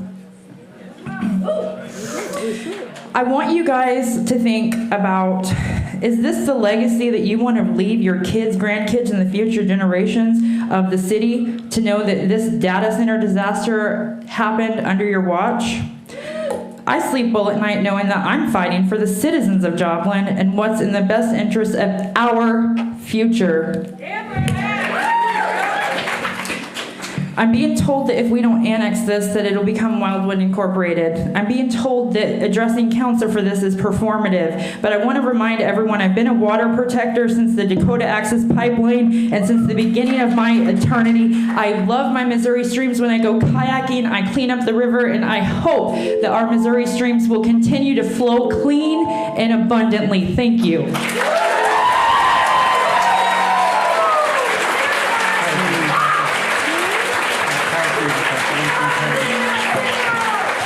Next presenter, please. Rob Jones.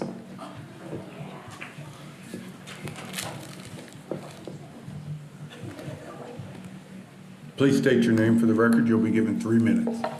Rob Jones. I am speaking against the annexation and rezoning for the data center. The entirety of this project is worrisome for citizens, such as the cost, resource use, and negative effect on the quality of life. Previous addresses to the city have property developer Mr. Pinyev, I'm sorry if I mispronounced that, saying that the utility price increase will never make their way to ratepayers. I don't believe that, and I believe we should take his assertion with a massive grain of salt, legally actionable if possible. Quoting Mr. Pena from the previous meeting, we know we won't have all the power that we'd like to have. It's a large amount, roughly the size of Liberty right now. If the expectation is that Liberty will double their power and none of us will see a rate increase, that's not in line with the experience of other communities who have engaged in these projects or the reported future of utility pricing in the state of Missouri. A study from the Institute of Energy Economics and Financial Analysis reviewing just 13 U.S. states showed ratepayers on the hook for $9.3 billion in additional costs, with the capacity prices rising 11-fold. Even if utility rates don't go up directly from this data center, how do we permit more housing to keep housing costs affordable or manufacturing for more jobs if this facility raises electricity usage so astronomically without massive downstream electrical grid infrastructure development? To that point, here in Missouri, we are at the mercy of CWIP legislation that allows utility providers the ability to raise our rates to fund ongoing infrastructure development. The governor's also made it a priority to eliminate state income taxes and raise sales taxes, even in the wake of last year's devastating cuts to capital gains taxes. Rising taxes, likely rising utility costs, will affect every citizen or person doing business in Joplin, reducing our ability to house and employ our citizens, as has happened in other communities with these projects, with obvious outsized effects on the poor. The state government looks to be doing their level best to make the future as bad as possible for the poor. Please don't make it worse. We can't be in the business of predicting the future, but we know the context of our time, and we know past outcomes are the best predictor of future outcomes. Rather than hoping our community is the outlier, we need to learn from the many communities who are fighting these projects or lost their fight and now regret them. The companies building these data centers are not coming to rural areas in good faith to turn on the money spigot. They see cheap land, they see cheap utilities, and citizens they believe that are dullards and marks too dumbstruck by dollar signs to tell them no. So I ask, when it's likely our sales taxes and housing costs will continue to rise, why should ratepayers even gamble on our utility prices rising in order to subsidize the profit margins and development costs for billion-dollar corporations? In a few months, we'll give out Golden Apple Awards to some wonderful and underpaid teachers here in Joplin, and I'm sure some of them would be willing to tutor the data center companies, Mr. Pena of Liberty, and our state government in home economics in order for them to learn how to balance their spending, not ours. Thank you for your time.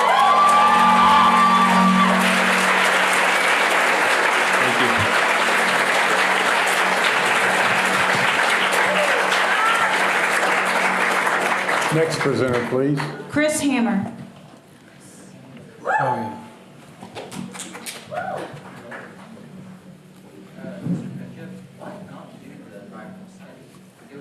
We're gonna, guys, Mayor. Please state your name for the record. You'll be given 3 minutes. Hey, my name is Chris Hammer. Hey again, council. I told you I'd see you again today, and here I am, as promised. Many people here tonight speak out against this proposed data center, and they've given you plenty of reasons why it shouldn't be built. I'm convinced that they will continue to raise appropriate points about water usage, wastewater treatment, power usage, infrastructure cost, and how that data center will get price breaks on the energy that they use at the expense of every other utility payer in this city. The people of this town are awesome like that. We're much smarter than you guys give us credit for. And I, for one, am going to lean on them to address these very important oppositional points. Me? Well, I'm here to ask a different question. And much like everyone that was in their teens through the 90s, we revel in any opportunity to utilize movie quotes in important conversations. So with that in mind, I'd like to quote The Bobs from the 1999 cult comedy classic Office Space. When I ask you all, what would you say you do here? Seriously, what even is the point of view? I watch people fill City Hall beyond capacity, winding their way down 5 flights of stairs, spilling out into the alley in what you call an unprecedented turnout of people that waited for hours to plead with you not to approve the measure. And like good little yes men, when it came time to vote, you took all of 30 seconds to vote it through. Now here we are again. You've got an even bigger room. even bigger room to not listen to your constituents in. According to your own oath, you're supposed to improve the city of Joplin for the residents of the city. The residents of this city are standing here to tell you, we don't want this here. We're standing here, Republican, Democrat, and otherwise unaffiliated, all unified to tell you that no, we do not want this. We don't think it makes it better. We don't think this makes Joplin better for its residents. Do you think you know better than all of us? And if you're so gosh golly gee whiz Mr. Smart, then you know that America has more like 10 data centers for everyone, more than 10 data centers for every one that China has. If we can't win the race for AI supremacy with more than a tenfold advantage in resources, then it was never a race that was meant to be won. You all know that you'd create more jobs doing literally anything else. And most of all, you knew this response was coming. Now the question is, what are you going to do with it? Ignore us as usual? That's my guess. On the jump to conclusions, Matt. Your purpose is to serve the will of the people. This is not the will of people. You've already got your rubber stamps inked up, ready to go. May as well use your ears for the rest of this meeting to actually listen to us and hear what we're saying. You can get mad that I didn't come up here and spit shine your shoes and ask you how to better place them to make stepping over the citizens of Joplin a less arduous task for you, or you can hear what the people are telling you.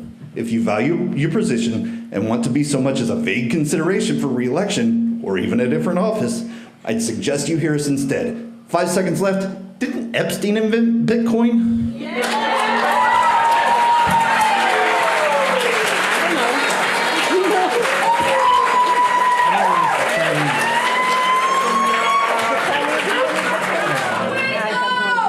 Next presenter, please. Dora Pearl Reed.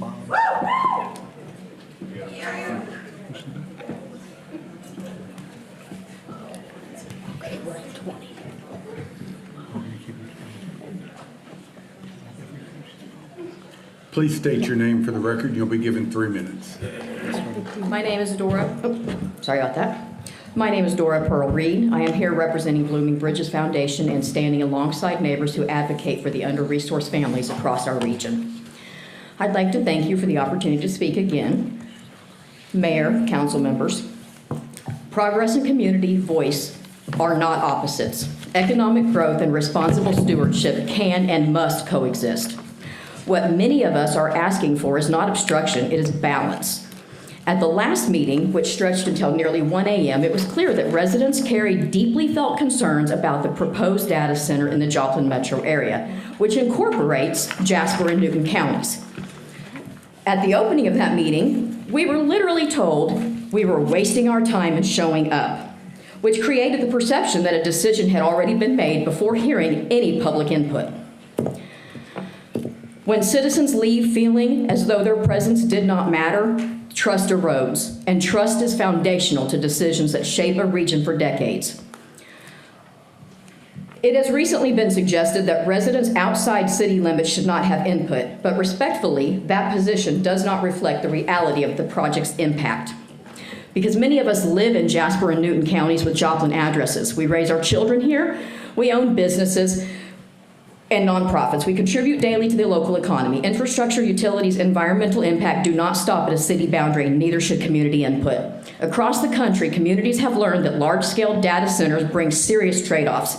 In Oregon, residents raised concerns after data center operations significantly increased water use. In Santa Clara, rapid expansion required major grid upgrades. In Chandler, public opposition grew over water usage pressures in an already arid region. And in parts of Virginia, now home to the world's largest concentration of data centers, communities have reported persistent industrial noise, land use, and infrastructure. A data center operates at extraordinary scale. Its electricity demand can rival that of tens of thousands of homes, and when utilities must expand capacity, those costs often ripple outward. Water consumption for cooling can reach millions of gallons per day, depending on system design, and regions dependent on aquifers and local waterways. Sustained drawdown affects long-term stability, especially during dry seasons. Noise from cooling systems and backup generators run around the clock. Construction, service increase road wear, and accident risk. This is not about resisting an innovation, it is a plea for responsible implementation. Expansion for expansion's sake is a lot like cancer. Growth without balance or oversight can become destructive, just as cancer grows without regard for the health of the body. Unchecked development can strain the very community it's meant to benefit. I stand not as a opponent of progress, but a data center is not progress. It is not worthy of the community or counties that will be affected. I would like to thank you for letting me address you again, Councilman Jackson, if I have bored you or anybody else has bored you, because we can all see you on your cell phone. Looking at the list of speakers.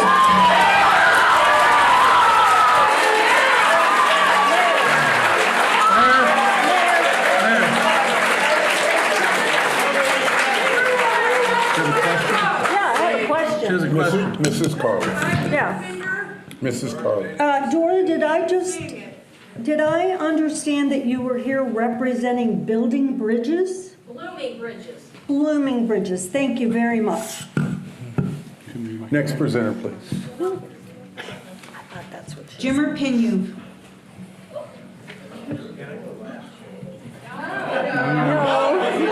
You have to go as you signed up.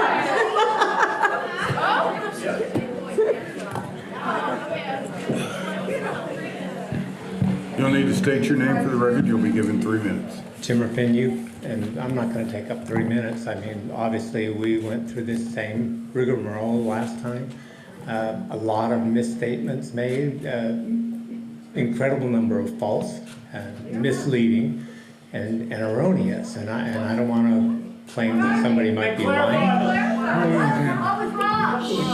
A lot of them were wrong. One is Mr. Pinju, you're here to address council. I'm sorry.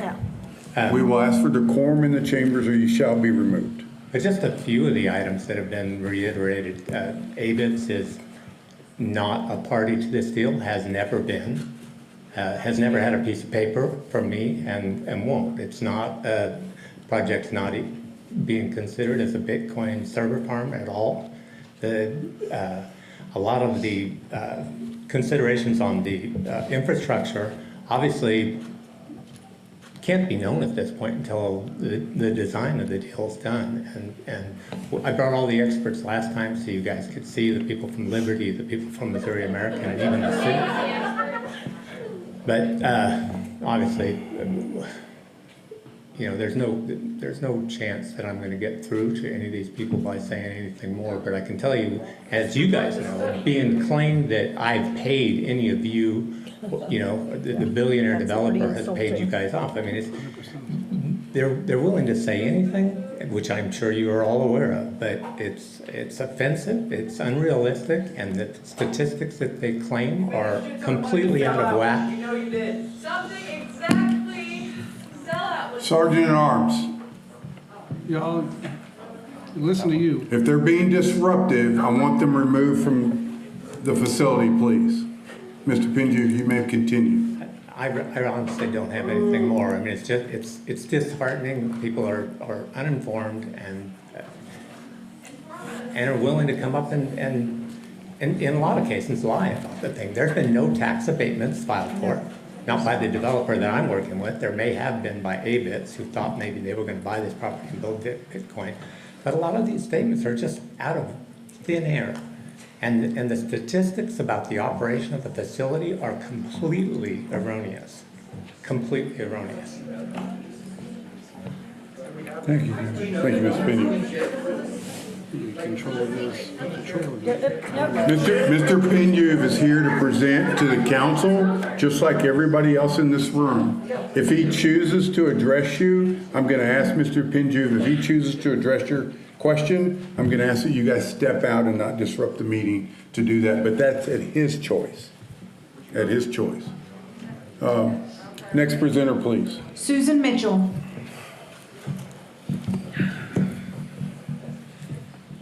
Susan Mitchell. Oh, here she comes.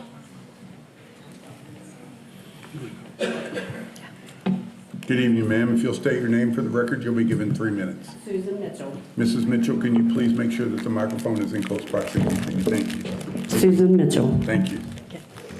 Okay, anything that requires heavy industrial zoning is a nuisance when it comes next door to an existing residential neighborhood.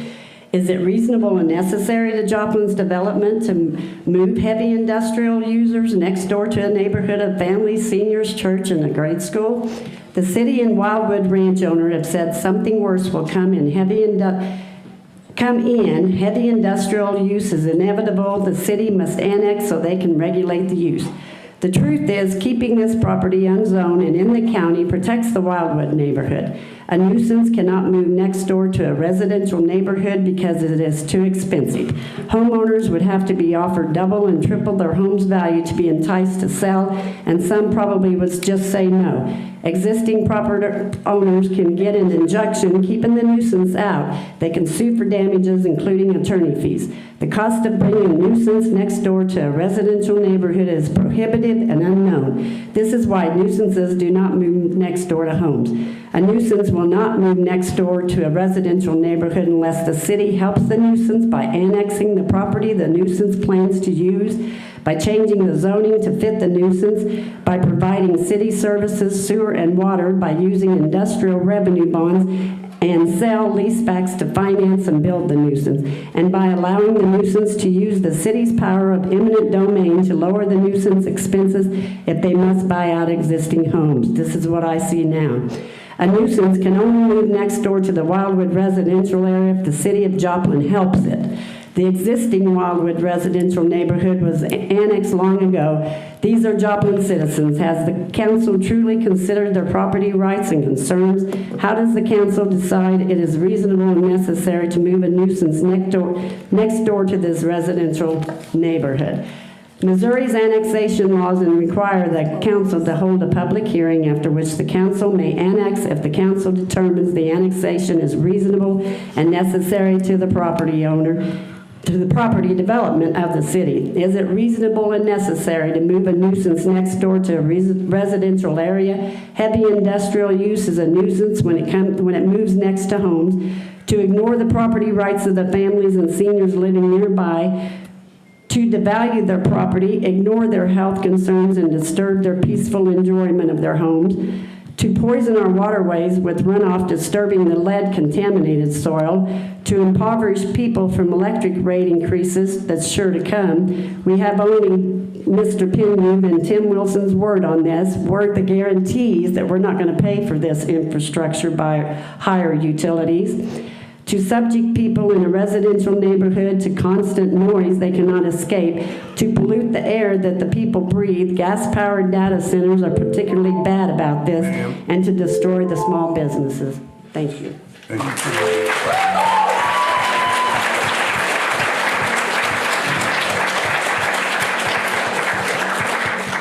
you. Next presenter, please. Colvin Page.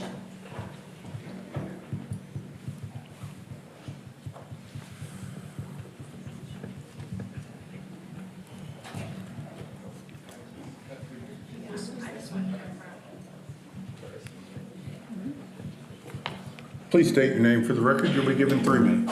Hi, Council. My name is Colvin Page. I've lived here for a very long time.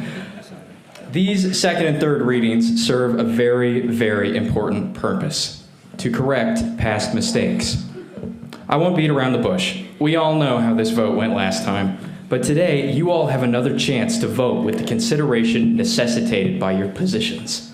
You have another chance to fulfill your duty to the people that fill this room, to the people that call your phones, the people that send you emails, the people who collect signatures. You have a chance to fulfill your duty to the people who love this town. If the presence and energy in this room fail to move you or fail to sway your vote, then I implore you to resign, because you do not have your constituents' best interest at heart.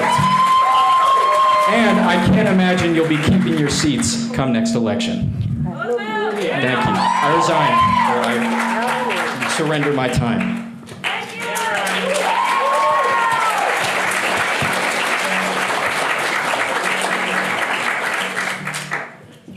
Next presenter, please. Amanda Calderon Kidston.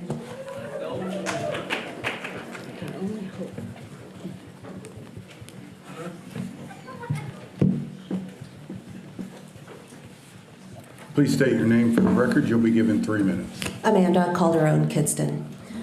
Is this annexation really reasonable and necessary? The reasons given to us at the top of this meeting by Mr. Troy Bolander are simply a former agreement that was made when people like me were in high school, and growth. But for whom? We're not talking about clinics, we're not talking about schools, we're not talking about bringing families into this area. We're not talking about bringing small businesses in. Missouri state law under statute 71.015 requires you to determine if annexation is reasonable and necessary to the proper development of the city. I stand here before you to be heard and to ask, is it really reasonable and necessary to ignore property rights of seniors and families living nearby?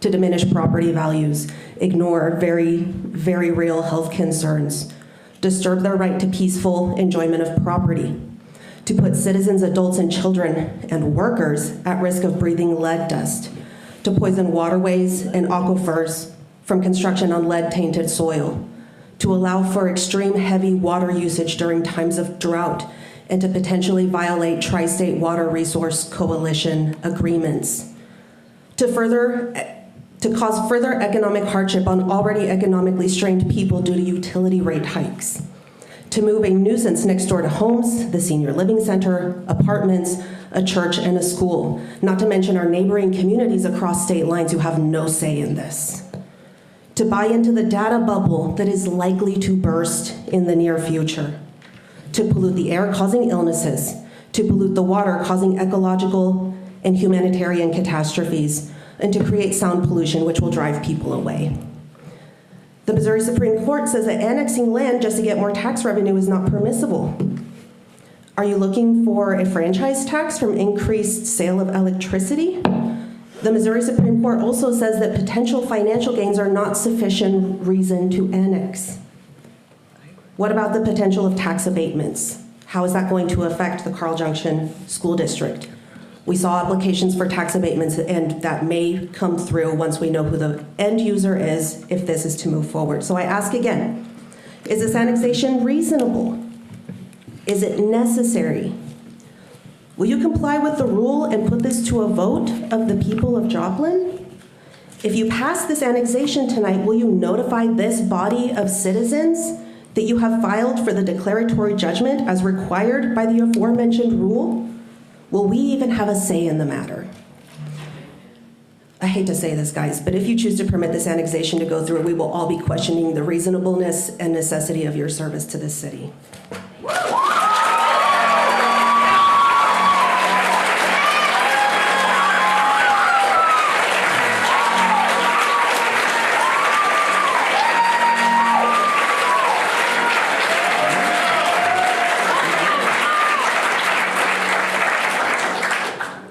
Next presenter, please. Michaelyn Penu.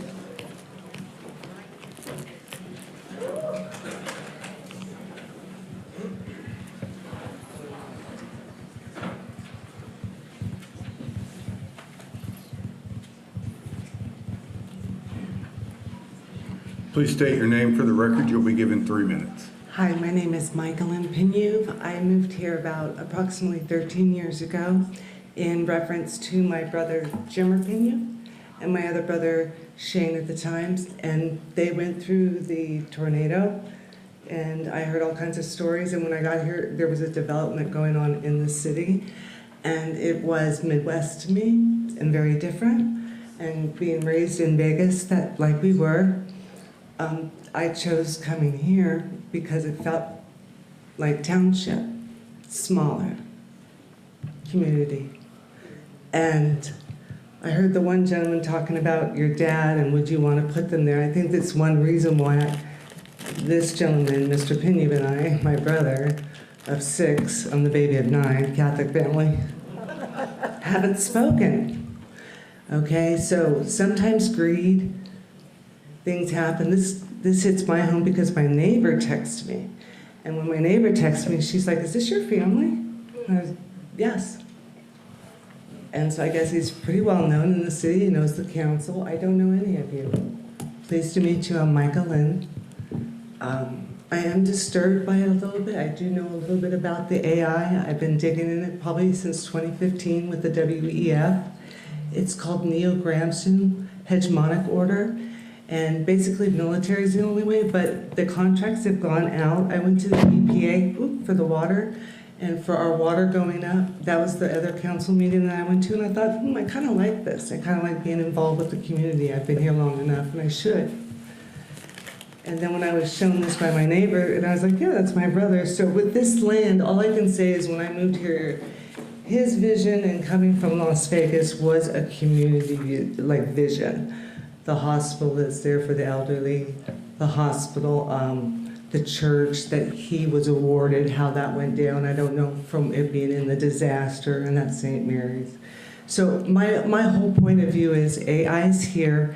It is a 2030 agenda that they want to get it pushed, and there's a lot of contracts out there. People can make a lot of money.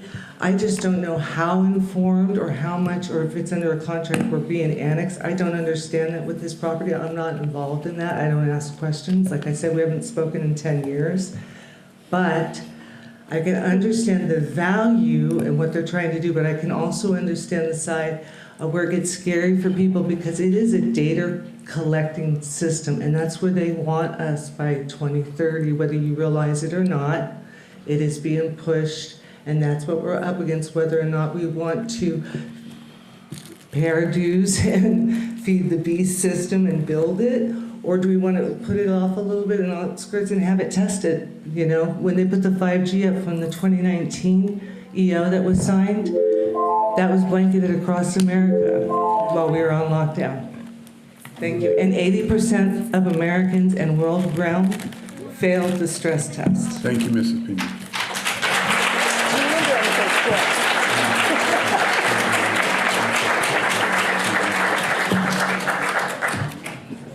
Next presenter, please. Dan Cooper.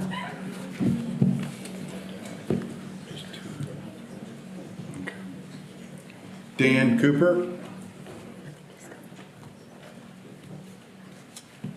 Next presenter, please. Pam Buttram.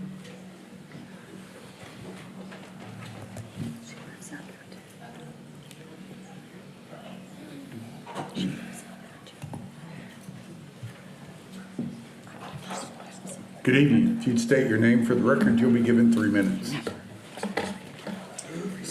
Good evening. My name is Pam Buttram. My family owns commercial real estate in Joplin. We're invested in Joplin. I'm a retired attorney. I have written the written objection petition that circulated after your last hearing. And I've also written the follow-up petition for when you annex this property, which will be circulated on behalf of the Wildwood area property owners. Excuse my voice, please. I have a cold. And that petition will follow the statute, which requires that your decision be based on the reasonable and necessary development, or to the proper development of the city of Joplin. So I want to discuss SB4 with you, because that one person here did, and he's pretty good at it. SB4 changed how utilities do their accounting and how they calculate their base rates. I've given you 2 articles that will help you with this. It helped me a lot because reading the statutes isn't a lot of fun, but it will help you. This one especially comes from professors at the University of Tulsa and is a very good resource for you. This one is talks about SB4 in Missouri and will give you a good overview. So historically, utilities had to justify their requested rate increases by providing proof of past costs that could be verified. Now they've changed that with several accounting changes. One is the future test here, which applies to water and gas companies, which would allow companies like American Water to project what their costs might be over 12 months. So they're setting their base rate on estimated costs. This strongly incentivizes companies to overestimate their costs and spend more to avoid having to return unspent money to consumers. And here you need to understand that utilities are monopolies. They're regulated monopolies, and they receive a percentage, I think it's usually 10% of their capital investment. So that encourages people to... Sergeant at Arms, please have that individual removed. May I have a few more seconds? Yes, ma'am. Okay, thank you. Another accounting change which applies to electric companies is construction work in progress. Electric companies are allowed to include construction work in progress for any new natural gas generating unit in the rate base. That was what SB4 did. The amount included in rate base is the estimated cost of the project and actual expenditures. So as with the water company, they're going to increase their rate base based on estimated costs. So with CWIP, construction work in progress, the electric company can charge consumers before they produce any electricity.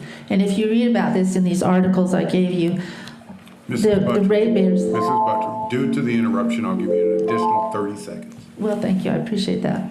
Due to the construction work in progress, the utility companies can be increasing the rate base years before any electricity is produced by that project. Before this accounting change, the utility had to have new plants complete and online, actually providing customers with energy before they could charge those construction costs.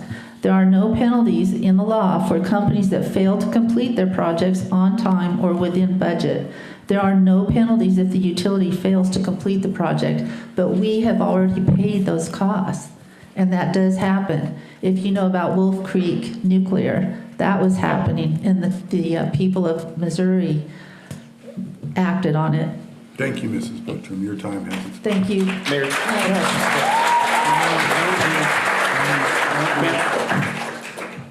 You shared these articles with me previously, and I want to tell you personally, thank you for civic engagement we were able to have on this. I saw your name on this list as the last one, and I was really surprised because I figured you'd be one of the first ones to sign up to speak. So not a slight, but been waiting to hear from you. But I want to tell you, as someone who I think we knew that we did not agree on the issue from our conversation. I think we both said I understand your point here, I understand your point there. I want to personally thank you in front of everybody for the way you have civically handled disagreement. It is a unique thing in this day and age, and I appreciate you greatly for that. Well, I appreciate that too. If you would like, I didn't get to finish, I was very close, but if you would like me to print this, my remarks about the utilities, because I think they're hard to understand. And I, at first, was like, oh, God, do I have to read this? Because they're just SB4 is long, but the statutes are not so long. So if you would like to talk to me about any of this, I'd be really happy to explain it. Thank you, Mrs. Bertram. We do have your information through the clerk's office. Thank you, Mayor. Thank you. Thanks.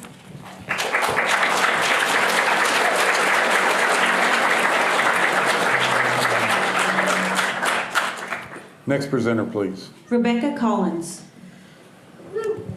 Council will be taking a break after this presenter. State your name for the record. You'll be given 3 minutes. Rebecca Collins. Good morning, Mr. Mayor and members of the council. My name is Rebecca Collins, and I'm the founding director of the Joplin Sustainable Technology Alliance. I'm here tonight representing more than 900 Joplin residents who have mobilized over one weekend to sign a written objection petition to overturn the council's previous vote on this matter. These are your constituents, neighbors, small business owners, and taxpayers who have followed the legal process to send a clear message. We're not ready for this. I'm here to urge you to defer the annexation of Wildwood Ranch. Annexation represents a permanent commitment of municipal assets and long-term expansion of the city's service perimeter. Currently, our city code lacks the regulatory protections and performance standards necessary to govern high-impact industrial projects of this nature. To move forward tonight is to commit the City of Joplin to development of unprecedented scale without any of the necessary information required to make an informed decision. As council members, you are the primary stewards of our city's infrastructure, and it is your sole responsibility to ensure that the City of Joplin is not left vulnerable to a project that could outpace our water supply and strain our water grid. Or our utility grid, sorry. You have heard the utilities companies tell us that these massive infrastructure costs will not be passed on to residents, but we also know the truth. Those same companies have admitted that they don't have the data regarding the exact needs of this project. They don't have the finalized plans for the upgrades. An assurance made without data is just an empty promise, and we can't afford to gamble our futures on the best case scenario. You have an obligation to ensure, in writing, that massive electrical and sewer upgrades required are the verified financial burden of the developer and not the Joplin taxpayer. You have the power tonight to prevent a costly and divisive legal battle. By deferring this vote, you choose transparency over haste. If you choose to move forward without the necessary impact data, we are prepared to move forward with the full referendum campaign to reject your decision and let the people vote instead. But you have the opportunity right now to be the leaders who demand a period of due diligence until Joplin's interests are legally secured. Annexation is one of the few levers of control you have left. Once you pull it, you can't go back. I'm asking you to use that power responsibly. Please defer this vote until our resources and our taxpayers are protected. Thank you.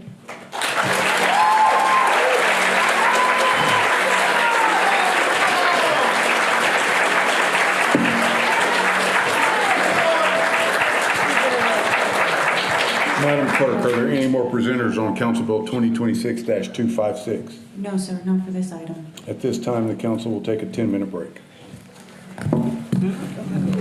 He's just walking. I need to water.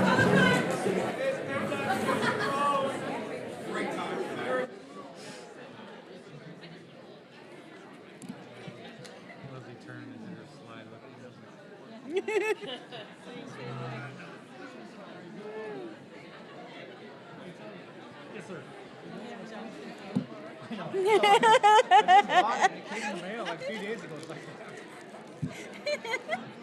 But yes. Hi.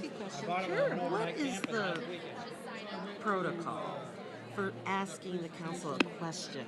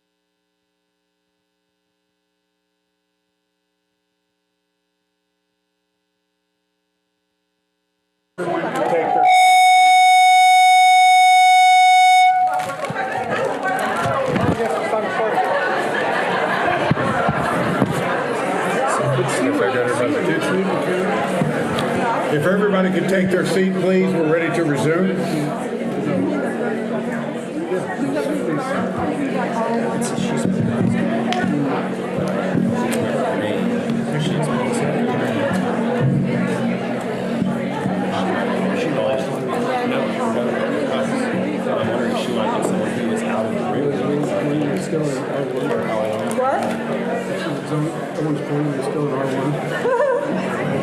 Oh, no.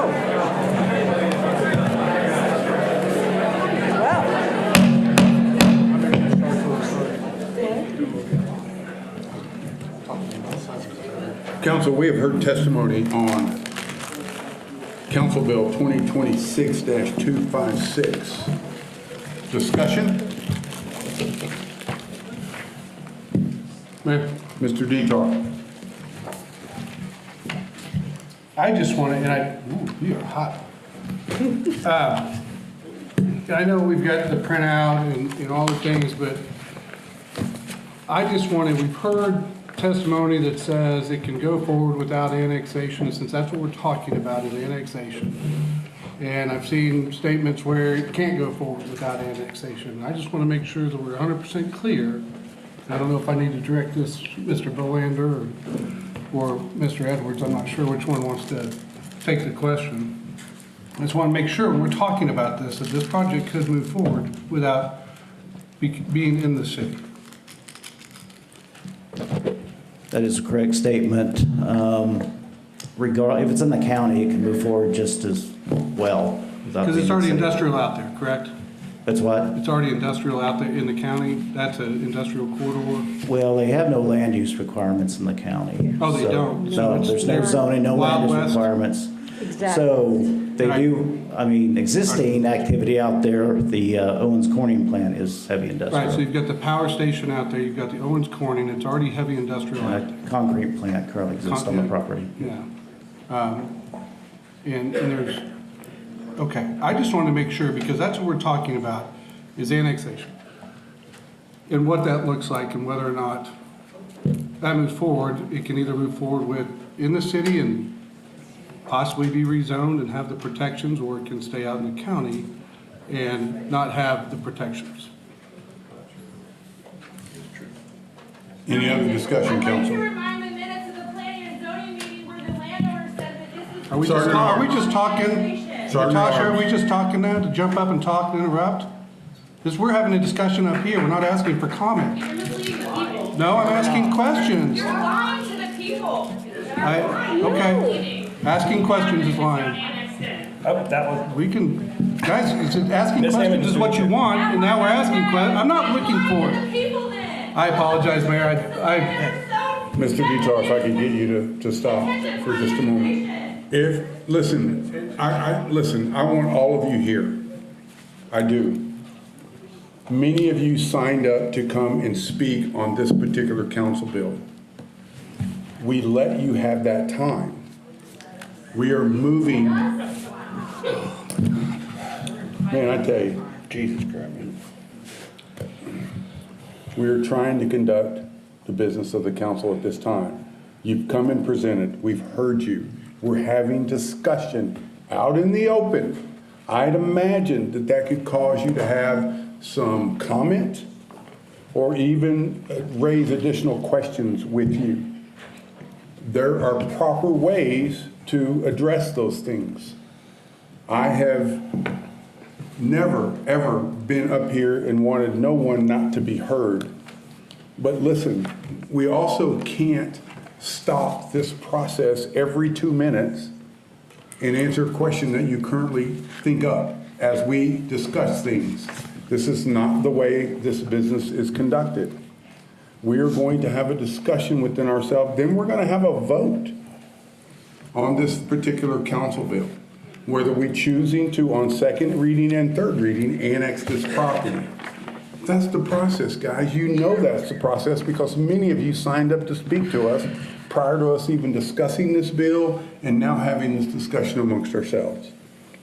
I understand you may have additional questions. You may have things. You got 9 council members up here. Our pictures and our email addresses are on the city website. Send us information, send us questions, send us opportunities to meet for coffee. have a phone discussion. We'll do all those things, okay? But right now is not the place. And in order to keep decorum, if there's outbursts and disruptions in the proceeding, I'm going to ask our local law enforcement heroes to remove you from this facility. Council, any other discussion? Mayor, real quick, I apologize for, I apologize to all you. Got a little heated there, and that's not fair to anybody, and not fair to anybody up here, not fair to anybody out there, anybody listening, so. But I just want to be able to ask questions, and I hope that's okay with everybody, that I'm asking questions. I think that you'd want us to ask questions. But I apologize for getting heated. Thank you, Mayor. Anyone else? Mr. Copper. Mr. Bolander, I know it's not in the city, but you know what's on the property just south of the concrete plant? Well, there's a housing development, but it's southwest. No, just south. The property abuts the concrete plant. To the south? I believe that's south, yeah. So just on the backside of the concrete plant. So if you're on 20th Street, you turn left down the road, it goes to the concrete plant, and you keep going just past it. You're talking about the concrete plant on Wildwood property? Yes, sir. Okay. Do you know? No, there's another property that's owned and operating just behind the. Oh, you talk about and that's not in the city of Joplin. You're talking about a Bitcoin operation? Yes. Yes, yep. Okay, so. Yep. So there's a Bitcoin data center already operating on the property on 20th Street. We're discussing the industrial, some of the other industrial or properties that are there and currently operating. That is not in Joplin, and it's not a beta either, so it's not that. No. Yeah. It's not what? Abatement. Oh. Yep. It's not an abatement. No. Thank you, sir. Yep. Mrs. Carlin.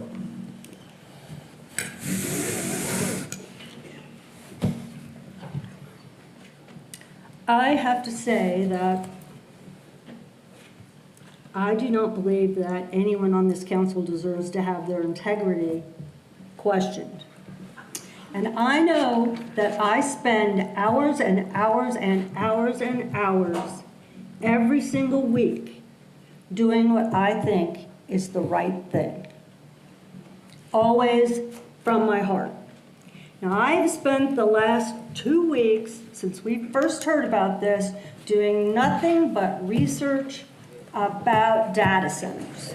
And I have talked to a contractor who built data centers down in Northwest Arkansas. I've gone and visited 3 data centers down in Bentonville.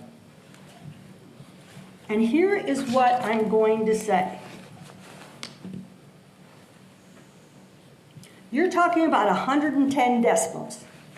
If it's out in the country, it can be 110 decibels. If it's in the city limits, it can be 45, less than my refrigerator. If it is outside the city limits, there are no height restrictions or codes. If it is inside the city limits, it is controlled. Light pollution is controlled by zoning. If it is outside the city limits, there are no controls. If it is inside the city limits, there are landscape buffers and setback lines protecting residential areas. If it's out in the country, there is nothing. There is no screening or review from our city civil engineers for specs, design materials, soil reports, plans, nothing if you're out in the country. There has to be wetland studies that are in compliance with the Clean Water Act. But if you're out in the country, we have no authority to review that. And we have access and review of infrastructure and utility assessments But if we're out in the country, we can't have a say. I want to have authorized inspections, drainage, watershed compliance, traffic issues, transitional areas looked out for. And if this is not brought in on annexation and not zoned, we have no control. So please do not insult my integrity about not doing my homework or taking bribes. But I will tell you from conviction, I would rather be in control than to have no control. And that's why I believe that I have done my homework and read reams of paperwork the last 2 weeks. And many of the things that you all believe will probably never come true. And yet, I have done my homework. So don't tell me I haven't, please. That is why I will vote the way I will vote. Thank you. Thank you, Mrs. Carlin. Mr. Jackson? Yes. If Ms. Hammond's going to continue to interrupt, can we just have her removed? This is Yes, the third we will. time. Sergeant Arms, please remove this individual from the facility. Doesn't matter whether I'm running again or not. Okay.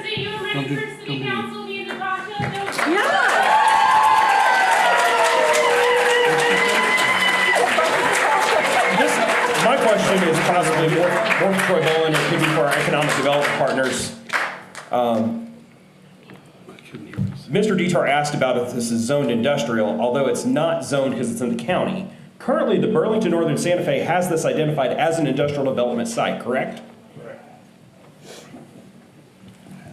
Correct. There is an active rail line that runs to the property, and they have identified it as potentially developed for industrial use. And as a Class 1 railroad owned by Berkshire Hathaway, they actively market large industries to come to these properties, these sites that could put up a chemical plant, a poultry plant, a tire manufacturer, lots of things that would be bringing in a lot of trucks, have odors, a lot of noise, correct? Correct. So when we're really talking about things that can go in the M2 zoning, with all your years of experience of working with P&Z, does this look like something that has a more negligible impact on a community next to it versus all the other uses that would go in M2? Well, when I'm talking about annexation, I'm not talking about specific use. So all those uses allowed M2, this is on the rezoning side. It's really two separate issues. It is, and I'm sorry, but I feel like, since I've been doing this over 3 years, we do have the code, especially in the new code you adopted. It's a form-based code. It does have performance measures they have to meet when it comes to glare, when it comes to sound, when it comes to buffering. Even setbacks, if they can't meet the noise requirement, they have to set it back further. But we can't control that if we don't annex it. We can't control that if it's not in the city, because the county does not have those type of regulations. Thank you. That's what I was hoping to find out. I appreciate you, Mr. Muller. Anyone else? Mayor, one more. Mr. Detour? Troy, don't sit down. Get up here, bud. So I got a little off topic there, but I want to talk about if it's not brought in, one of the benefits it would have for the developer to be brought in is they would, first of all, if it stays outside, if it's not annexed in, they still have access to the sewer, the city sewer. But they have to pay an out-of-town fee, right? That is correct. So a benefit for them, that's a benefit for them to come in, is to save some money on those fees. Sewer usage, yes. But they don't need it to come in order to get the sewer. Right. I think we're in a situation that sewer in that area was paid with federal funds. So if we have the capacity, we even can serve, or probably have to serve, users outside the city. Yeah, okay. Since it was paid with federal funds. Yeah. And then, thanks for that, that's all I have. Just a comment too, since Ms. Carlin brought it up. Mr. Cortez and I did go down to Pryor, Oklahoma, because we wanted to get a feel for what one of these data centers looks like, sounds like, feels like, all those things. And I can tell you, it was big. But of course, it's a Google data center. It's the second largest in the world. But it was not loud. A couple of people up here talking about how it's going to be loud and 80 decibels and 110 decibels. It was not. I was 200 yards from it, and I was from the biggest tanks. I wanted to go to the tanks. I wanted to hear all the water going through. And you could hear a little bit, but it wasn't much. The traffic behind me on the road was 10 times louder, and the cars going in between on their road was 10 times louder than any noise it was making. There's actually a retail center across the street in that location, and we went in and talked to them a little bit about it. And once you shut the doors, you couldn't hear anything. They've got new developments going up. There's a neighborhood that's been there since the 1970s that have no problems with it whatsoever. And they're building new housing, apartment buildings, and single-family homes. But the difference is it's a 9,000 square foot, or 9,000 acre, 9,000 acre industrial park, and it provides about 5,600 jobs. So the people that aren't necessarily working at the data center are still working in there are willing to move and live across the street from this thing because it's not that loud. It's not, let's say it's, you gotta look at it.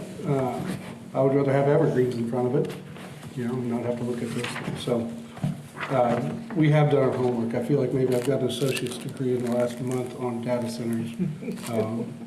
To talk to different government officials, doing the research online, talking to Rebecca Collins and I had a great conversation, and she brought up some good points and talked to me about some of the concerns with generators that come into here now that the EPA has passed a new law just this January that is going to require these generators to reduce the emissions, right?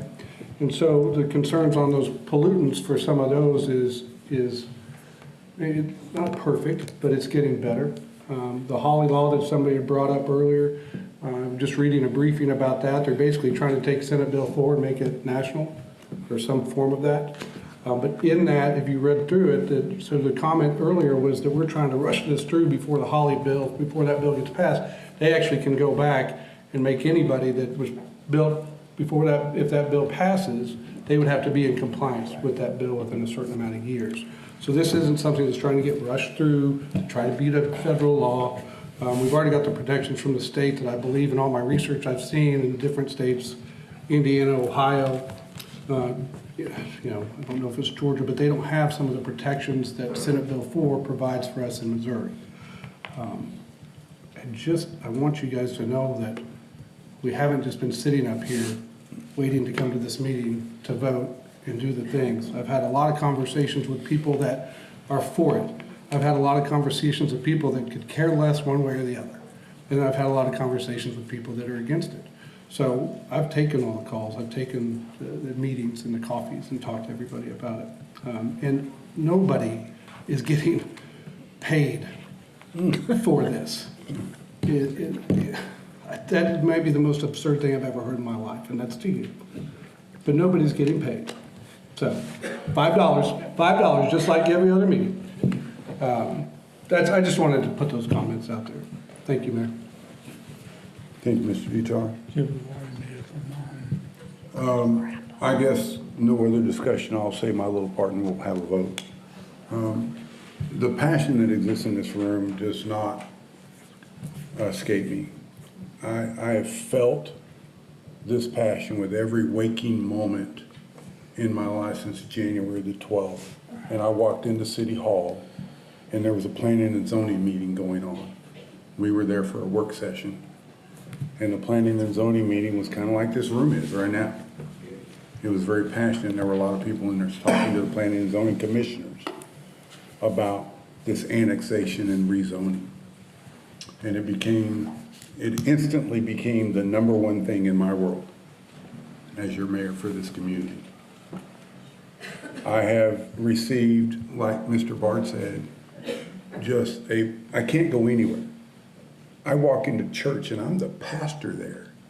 And I can't go there without talking about 20th and Central City Road, annexation and rezoning. My own family calls me and asks me what's going on, what do you know, what can you tell me? Many of you have been on social media saying a myriad of different things. There have been some of you, and I'm not saying this, who it is or what it is or who's, I don't even remember who it was. I had a name at one point in time, but I forgot about it. That have said, great that you got your Second Amendment rights. We should probably just do that thing and start all over again. Many of you have accused me of having $2.3 million in kickback money from the landowner buried in the mattress in my very home. Rebecca Collins and I met for lunch yesterday on my day job, where I make a very modest salary that allows me to live in a nice home and have utilities and televisions and all those things that most of us in this room have. I make $120 a year doing this, and I spent most of that at dinner tonight because we were on our own for dinner. Yeah, I did eat good.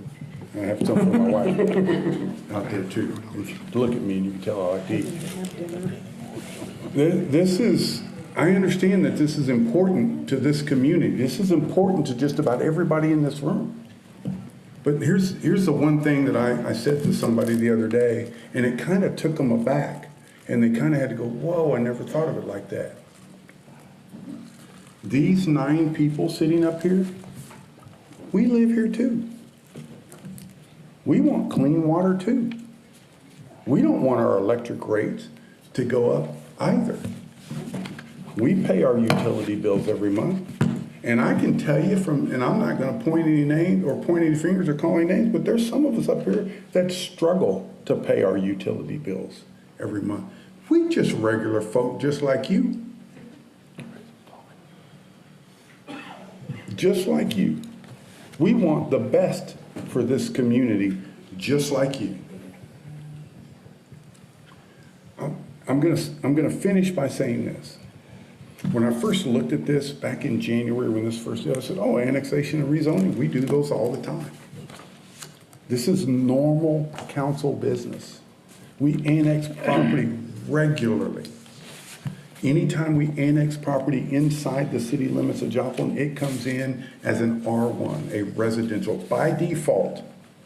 It doesn't come in when we annex the property in the city. It doesn't come in any other way. By default, it comes in R1 residential. A lot of the annexations, not all of them, but a lot of the annexations that we do require us to annex and then rezone per the property owner's request. For what we're doing up here, what we did a couple of weeks ago, and what we're doing up here tonight, this is normal council business that many of us up here have been doing for years. This is understandably causing some concern and questions in our community, and we get that. We get that. That's why Doris Carlin reads all day, every day, and tries to educate herself. That's why on my day off, I got with the mayor pro tem over there, and we got in a vehicle and we drove down to Pryor, Oklahoma and spent the day. Went into businesses, talked to people, went to the data center site, got out of our vehicle in the middle of the highway just so we could hear it hum. All those things, all those concerns that you guys have talked about, we've spent time reading documents, doing research, Googling, going places, and doing all those things. We're just like you folks. I'm not an alien from some distant, far-off planet that just decided to come here and ruin all y'all's lives. I live in Joplin too.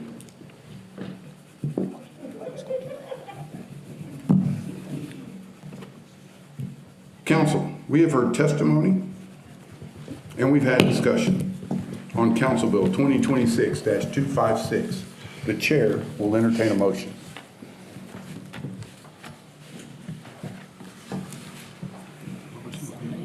Mayor. Mr. Lawson. I move the approval of Council Bill number 2026-256 on first reading, or second reading, advanced to third and passed. Second.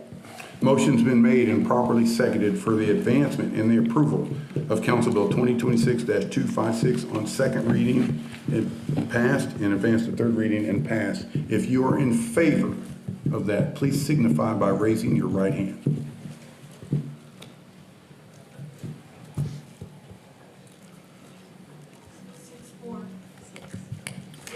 Six, four. If you are against that, please signify by raising your right hand.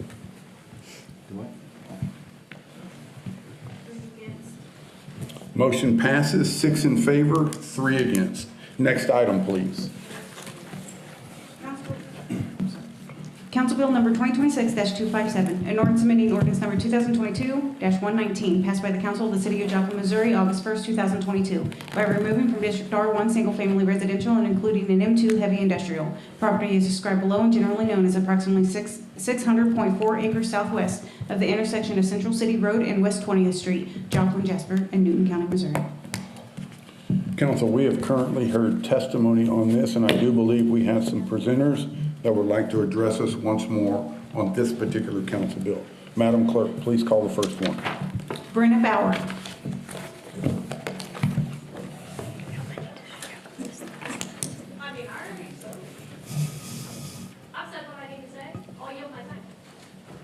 Next presenter, please. Marla LePage.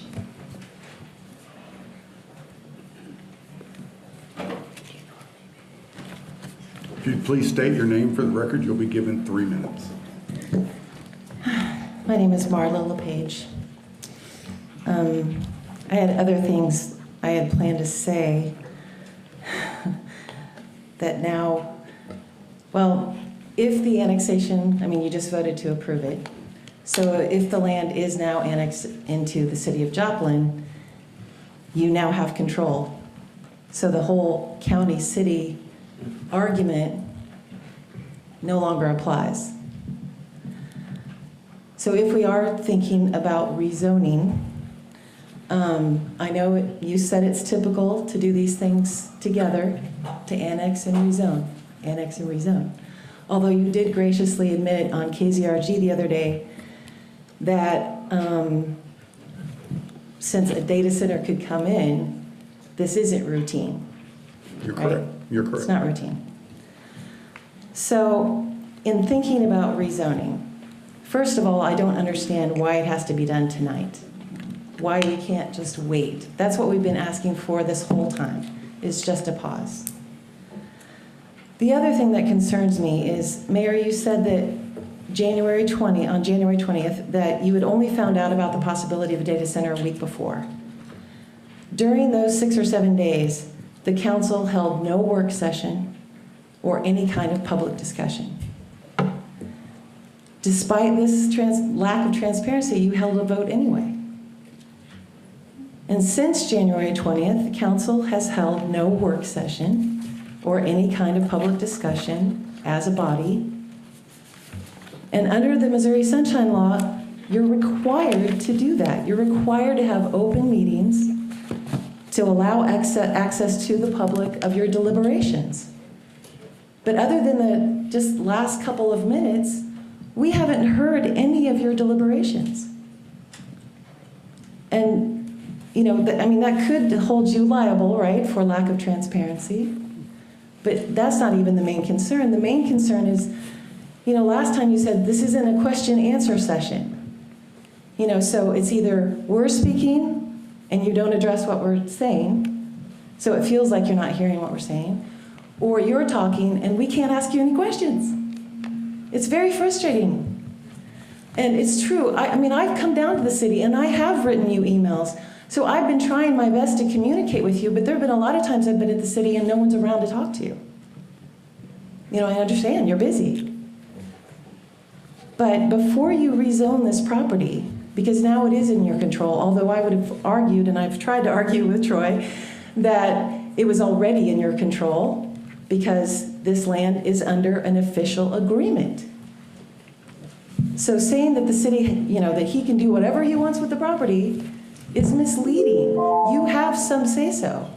Anyway, please address how we can communicate, how we can have a discussion in open meeting about this before you take a vote. Thank you, Mrs. LePage. Marla?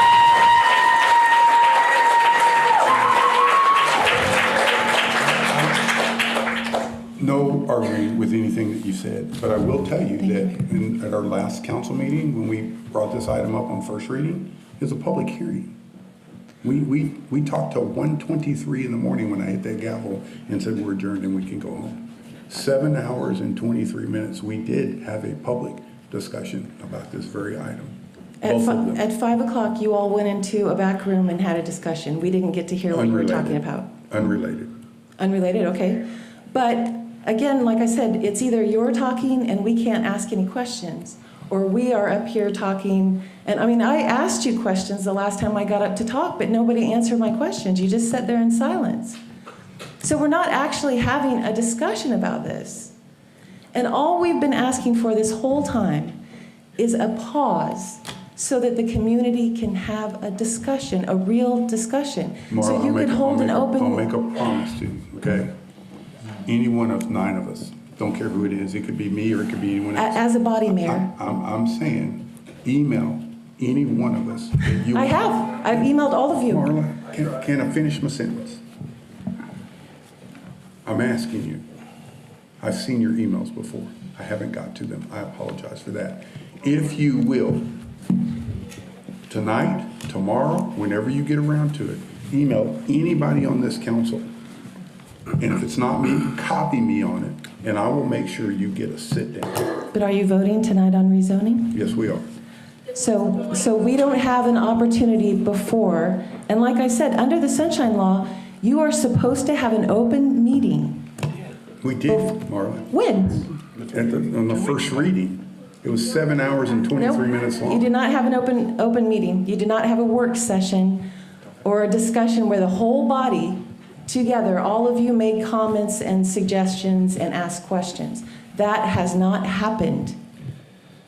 And we deserve at least that. I mean, what is the hurry? Now that it's annexed and you have control, what is the hurry in rezoning? Why can't we have that community discussion? That's why people feel like they're not heard. I haven't attacked anybody personally. I don't believe in personal attacks. I don't believe that you have. But we are confused. Yeah. We're befuddled because you're not willing to just take a pause and have this discussion. I understand your frustration, Ms. LePage. I do understand your frustration. But you're going to vote anyway tonight. Thank you for your comment. Well, Yes, ma'am. Marla, hold real quick. Why? Why? Oh, I was sorry. This is the open meeting. This is the discussion. We had the discussion at the first meeting. I asked a lot of questions. And then we spent 2 weeks trying to do more research and find out more. We are allowed, Marla, to go and meet with people one-on-one, in person or on the phone, which I've done many, many times. We're allowed to do our own research too. I've met with quite a few people regarding this. I've taken a lot of phone calls. I've taken time away from work, spent days away from work taking phone calls, an hour at a time. So we do have discussion, and then we come here, we have to go get that information, and then we get to ask questions here. And we listen to you all talk, because we've heard all of you talk and cheer and say the things, and we can agree and we can disagree. But we can go do the research on our own. And I've got your emails, I've got a lot of people's emails. The people that asked to meet with me, I've met with every one of them. I appreciate what you're saying, but for example, on January 12th, when you had the work session where all of you decided together to postpone the electric utility feasibility study because you said staff has too much work to do. Do you remember saying this, Mr. Shaw, that we should address what we have to do right now?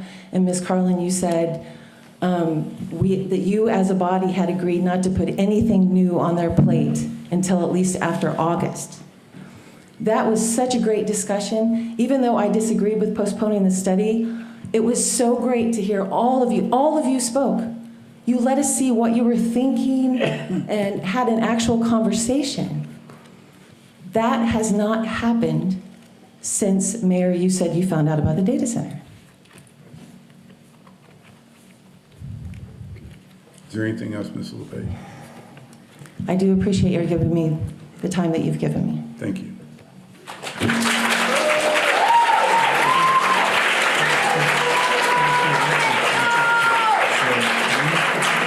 Next presenter, please. Chris Stockton. Say again, please. Chris Stockton.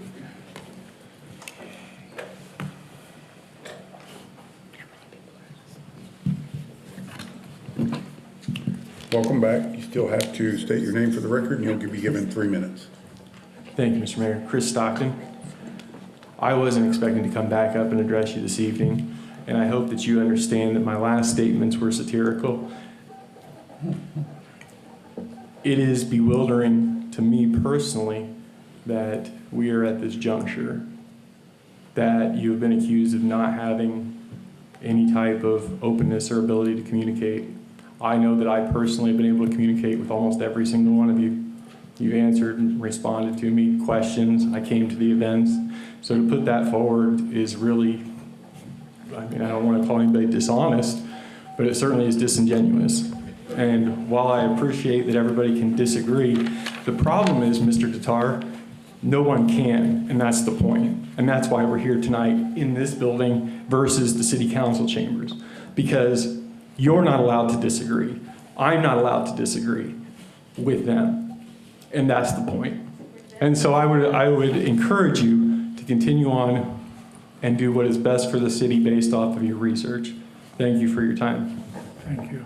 Remember, he's representing a city council person. I will escort myself out. Thank you, sir. Bye, Mr. Barr. Thank you for saying goodbye. That gentleman right there is representing a city councilman who's running for city council. He's being disrespectful and dishonest. I'm coming. I gotta get my way out. Next presenter, please. Rebecca Collins.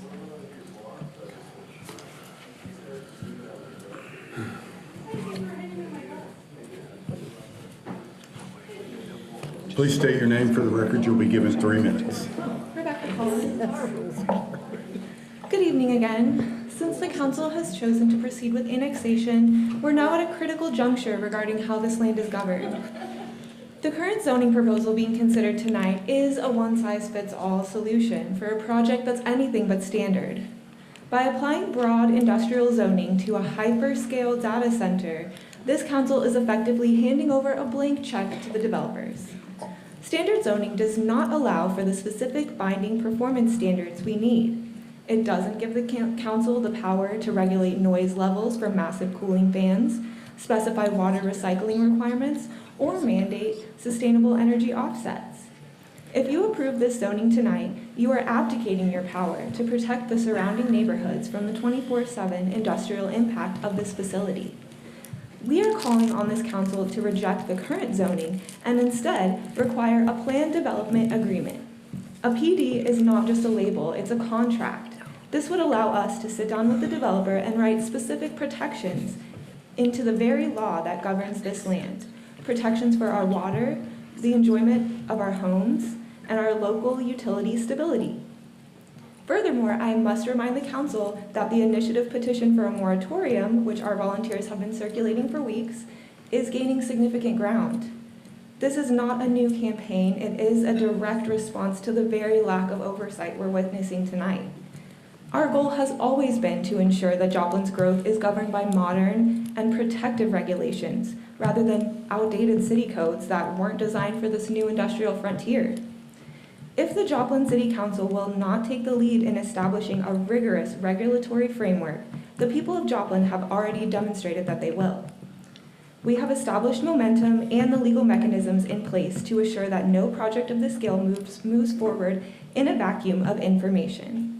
I urge you to vote no on this broad zoning and instead move toward a planned development process, a model that allows for the binding performance standards and community inclusion that this project desperately lacks.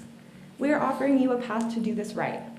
If you choose to move forward without these safeguards, you're simply forcing the public to vote on the matter at the ballot box instead. Thank you for your time.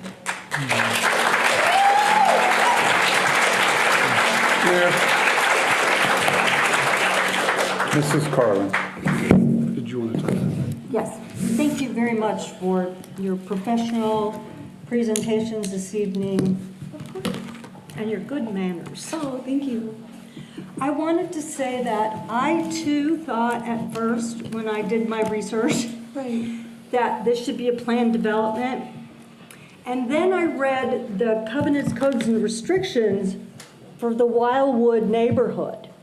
And quite frankly, when I read, because I asked Troy for the copy of the plan development, and then I also got a copy of the Wildwood development, when I read both documents, the Wildwood development was actually stricter than the plan development. But So does I that want you give to you- know I was thinking that way at the very beginning. I love that. What I would say is that I like his restrictions that he has for industrial development. And perhaps you could read them because they are insightful. Would adopting those restrictions give the city council control over the project or the Wildwood people control over the project? It would be both. Okay. It would be both because Wildwood is restricted to certain things like the lighting pollution, it's very interesting if you will read it. However, where I would disagree with you is that I would say, I feel it's unfair to annex someone and then say, no, you can't do the very thing you asked to come into our community for the annexation. I understand your concerns Yeah. with that, but I'm not really asking you to not rezone it. I'm just asking you to rezone with the addendum that you would have full control over the process. And I have done that research as well, and I want you to know that. Great. And if you guys would consider to do a plan development, I think the people of Joplin would be very grateful to you for that. Any other questions? Thank you so much. Thank you, Ms. Cox.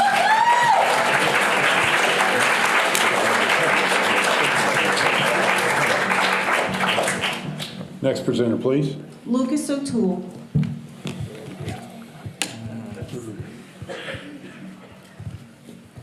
Welcome back. We still need your name for the record, and then you'll be given 3 minutes. Yeah, Lucas O'Toole. I didn't realize I was going again, so that's kind of nice. Thank you for opening up conversation and questions. Thank you. There are a lot more questions. One is the looming threat of the AI bubble. Is it going to pop soon? A lot of tech analysts and investors have said there are cracks showing. And if we start building this, are these, are we going to be stuck with this big building that we're not going to have anything to do with? And the next thing is for whoever's building this data center, because I feel like I'm a little pessimistic about the future. I feel like money always wins, and I'm not going to put it like, I feel like this data center is going to be built.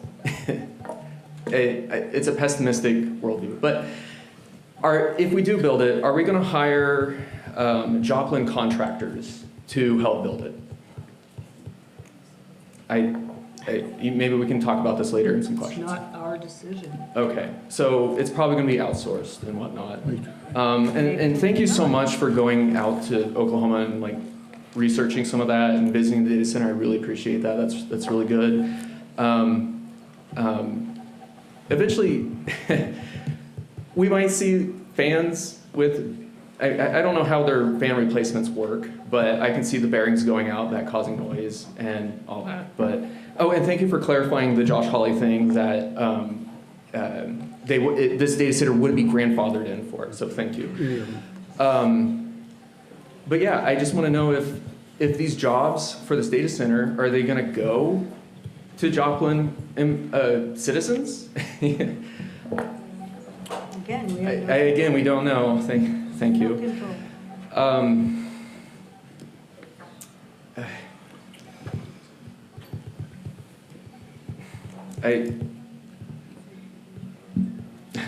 I don't know. I'm sure there's more questions out there for more people than I have right now. I wish I could think of them. This is my first time public speaking. It's a little nerve-wracking. You're doing good. Doing great. Thank you. How far out in the country is this data center going to be?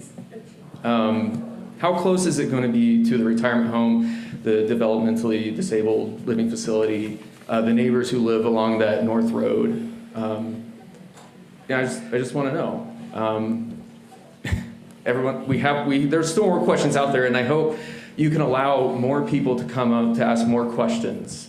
Because I know you say you're open and you want people to email you, to have coffee with you. But I say right now, before you vote, see if we can have more people come up and ask questions.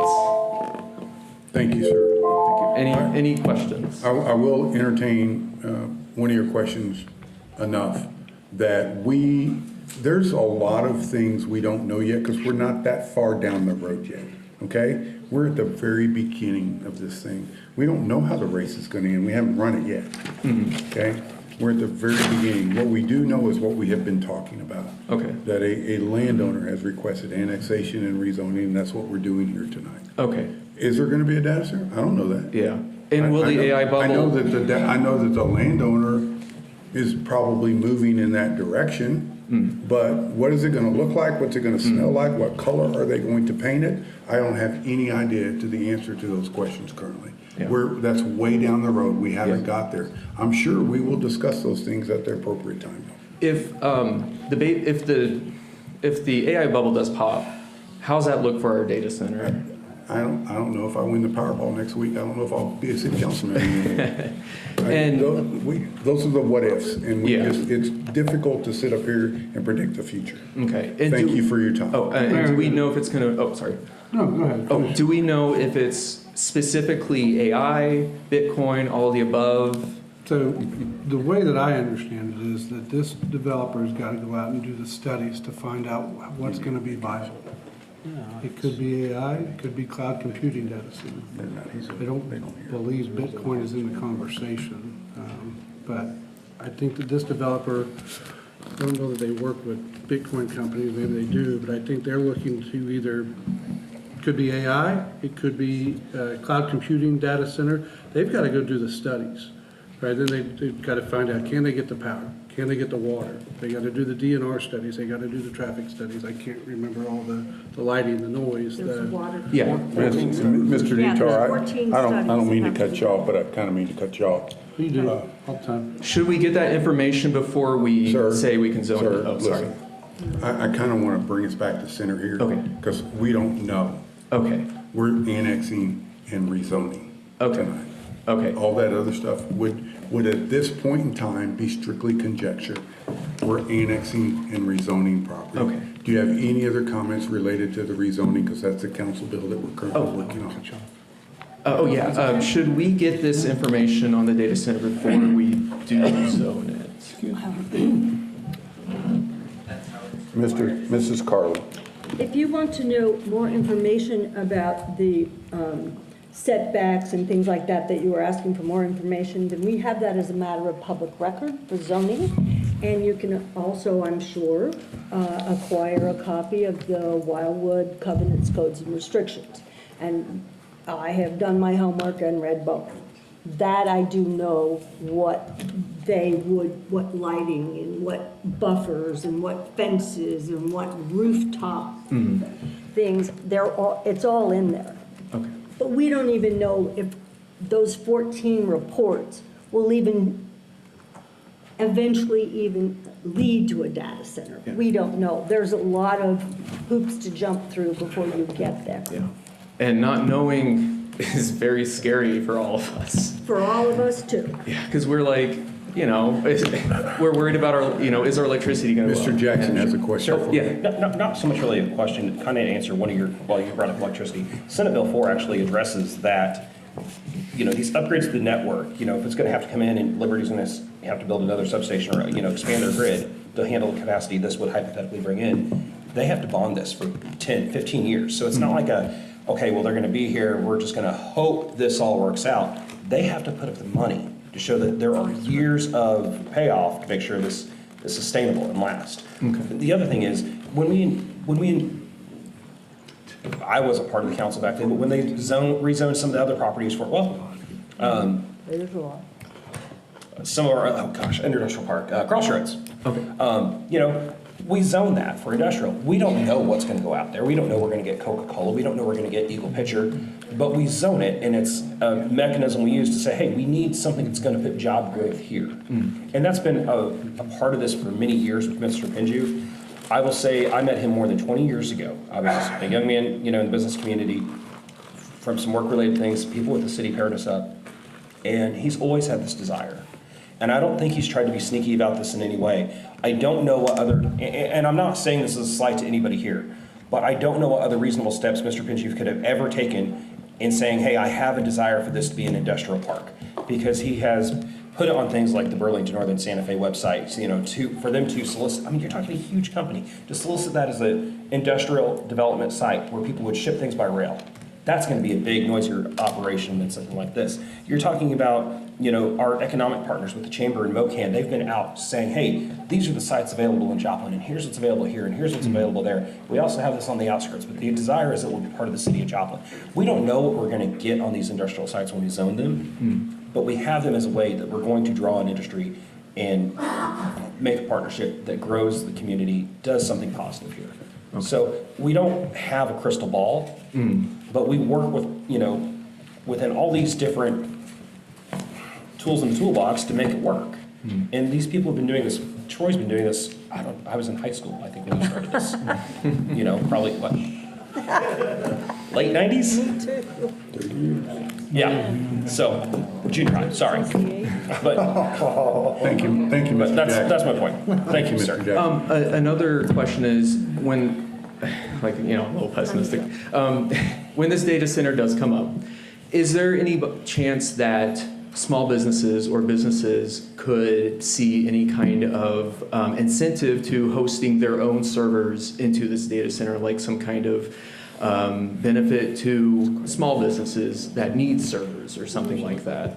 I mean, if it's going to make a lot of noise and take a lot of electricity and suck a lot of water, we might as well have it benefit as many as possible. Thank you, sir. We have no idea. Sorry. We have no idea. No. Okay. Thank you for your time. Can I ask another question? It's just kind of a...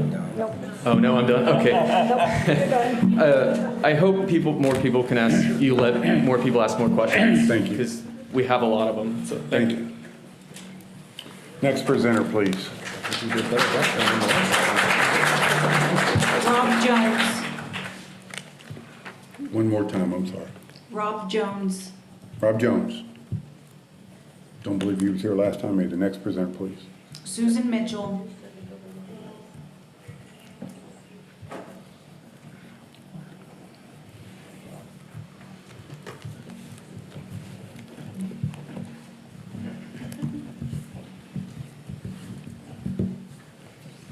State your name for the record. You'll be given 3 minutes. Susan Mitchell. My first question is, why do we want to put a data center out there if it's not going to employ people? It's going to have very few people out there. So why do we need that other than somebody's going to make a lot of money? Mr. Douglas, could you please stop the clock? Thank you. This is probably going to cause the room to be in an uproar, and I apologize, council. We are annexing property and rezoning property. These 9 members and these 2 staff members and any other staff member sitting in the audience, we are not bringing a data center to Joplin. Okay, so let me rephrase that question. Hang on a minute, because I could get Okay. the clock restarted. No okay? problem. Okay. I want to make sure everybody understands. No problem. Council, your elected officials, and your city staff, we're not bringing a data center to the city of Joplin. We can't answer your data center questions. We're not bringing one to town. Mr. Douglas, please restart the clock. You're on. Okay, can I ask you to rezone it for commercial and leave it residential? Keep it like the owner promised years ago, that it was going to be houses, we were going to get a school. I've been told he couldn't get a school in, I'm not sure what's going on there. Why don't we put a Home Depot out there? Why don't we put a Dollar General and other stuff that the people in the neighborhood would enjoy, and they'd come and spend their money at that? You're going to get the sales tax off of it and stuff. Why does it have to be heavy industrial that's going to hurt all the people that surrounds it, all the people that live by there? besides the utilities going up? You know, why does it have to be zoned heavy industrial? And I don't know how you could even say Joplin cement is heavy industrial. That's the quietest thing down there. There's no noise that comes off of Joplin concrete. The only thing that comes off of there maybe is a little dust to the neighbors, but it's pretty quiet. Owens Corning is pretty quiet, but this data center is supposed to make a lot of noise, and if you do your research on YouTube and all that we've all done, you know, watch all this, and I'm not blaming you guys, you know, I'm just asking you, why don't we do something more that goes for the community and the town of Joplin? Let's not, you know, make it where we have to have this $1 billion data center, you know, do it for the people. That's what we're here for. That's all I'm asking. Thank you. You're welcome.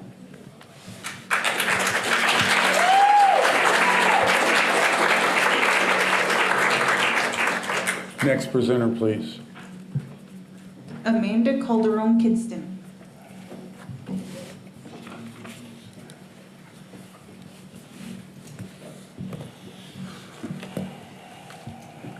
Welcome back. We still need your name for the record. Please state it, and you'll have 3 minutes. Thank you. Amanda Calderon-Kidston.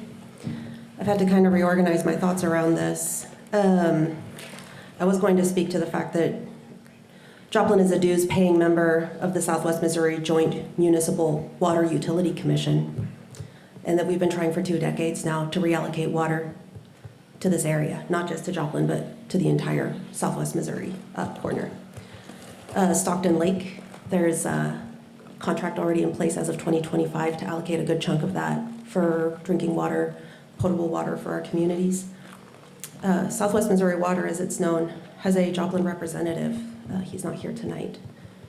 But this project, albeit good, is only going to meet about half the projected shortage, leaving us to look to other water sources. I am disheartened that while the council is not bringing a data center, you have opened the gates wide open to this project. The UN recently announced that the whole planet has entered a global water bankruptcy. That applies to us as well. And let's not forget the persistent drought. Mr. Jackson, you brought up a point, and I wanted to ask a question since I have almost 2 minutes still.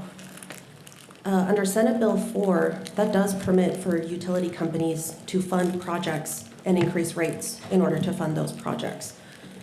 The annexation and rezoning of this property is concerning to many people because we know that this law now permits for that.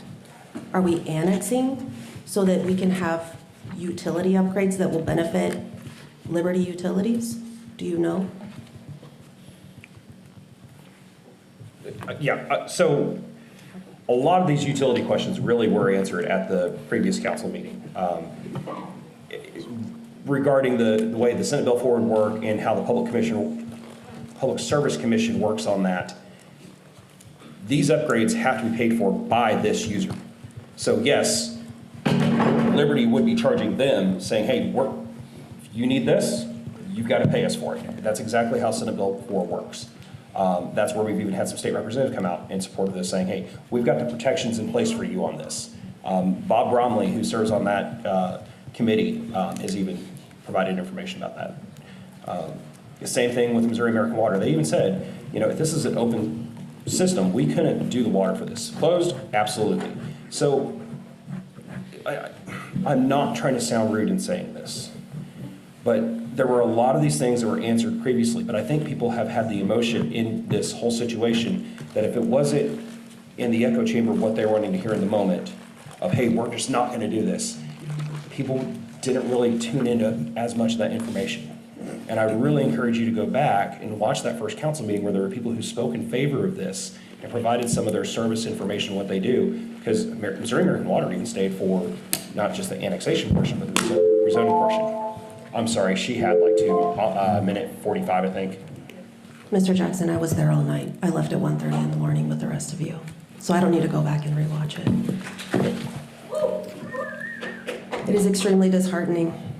On the cover of one of these Southwest Missouri water plans that I'm sure have been put in front of you, there was a quote purportedly by Helen Keller. I didn't fact check it.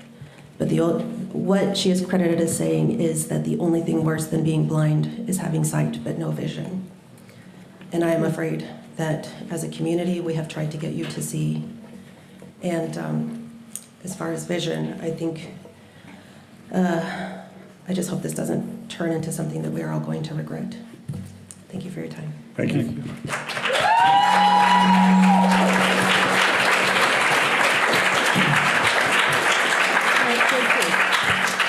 Next presenter, please. Dan Cooper. I don't believe he showed last time either. Next presenter, please. That's it. Thank you. Council, discussion? Chair will entertain a I'm sorry, Mr. Detail. Mr. Jackson also has questions. And Troy, come on up, buddy.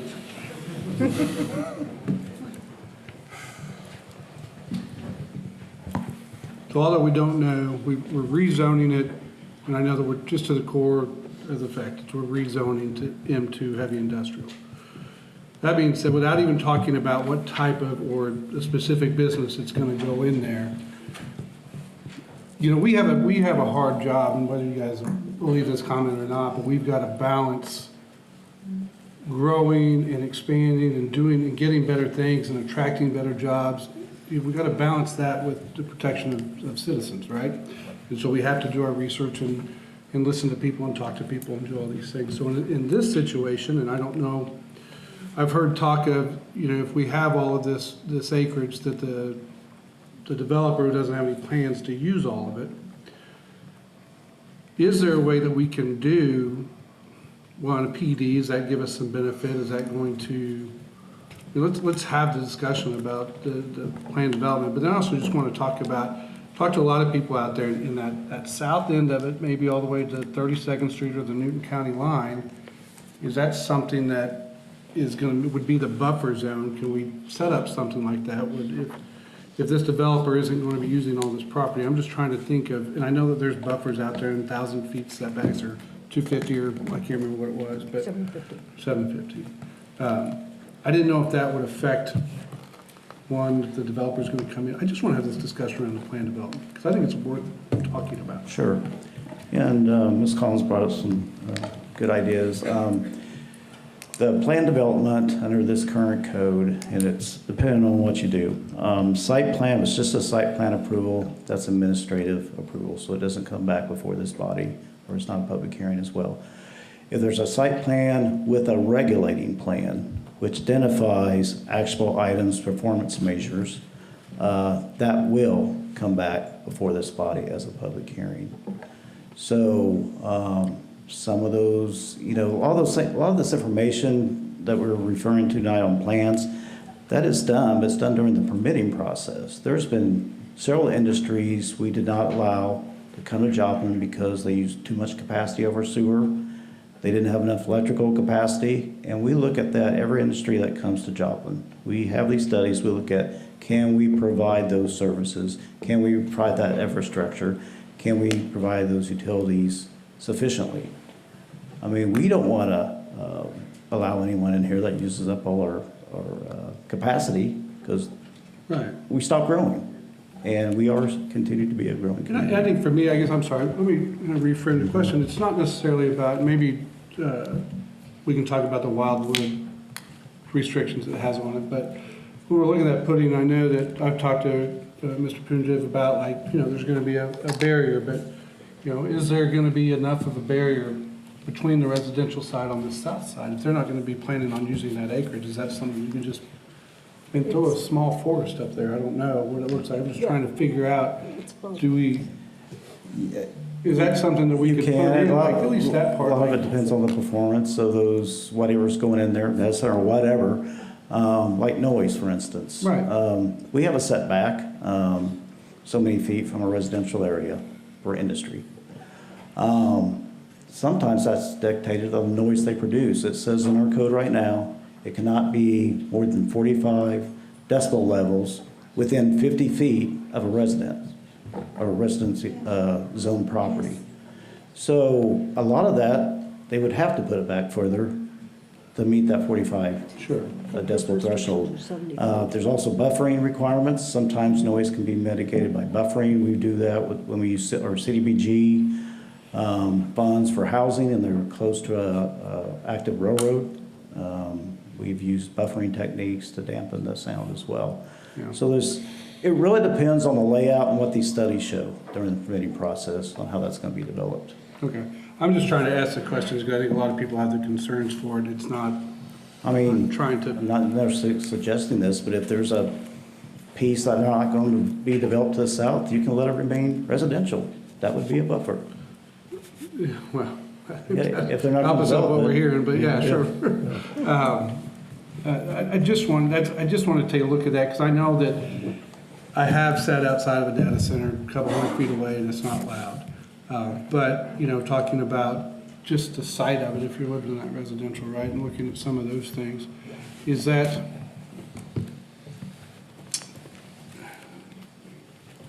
I'm trying to just get my words here first. I'm just thinking of just that buffer, just to keep it, nobody wants to look at it, right? It's gonna help with noise, which there's not gonna be a lot.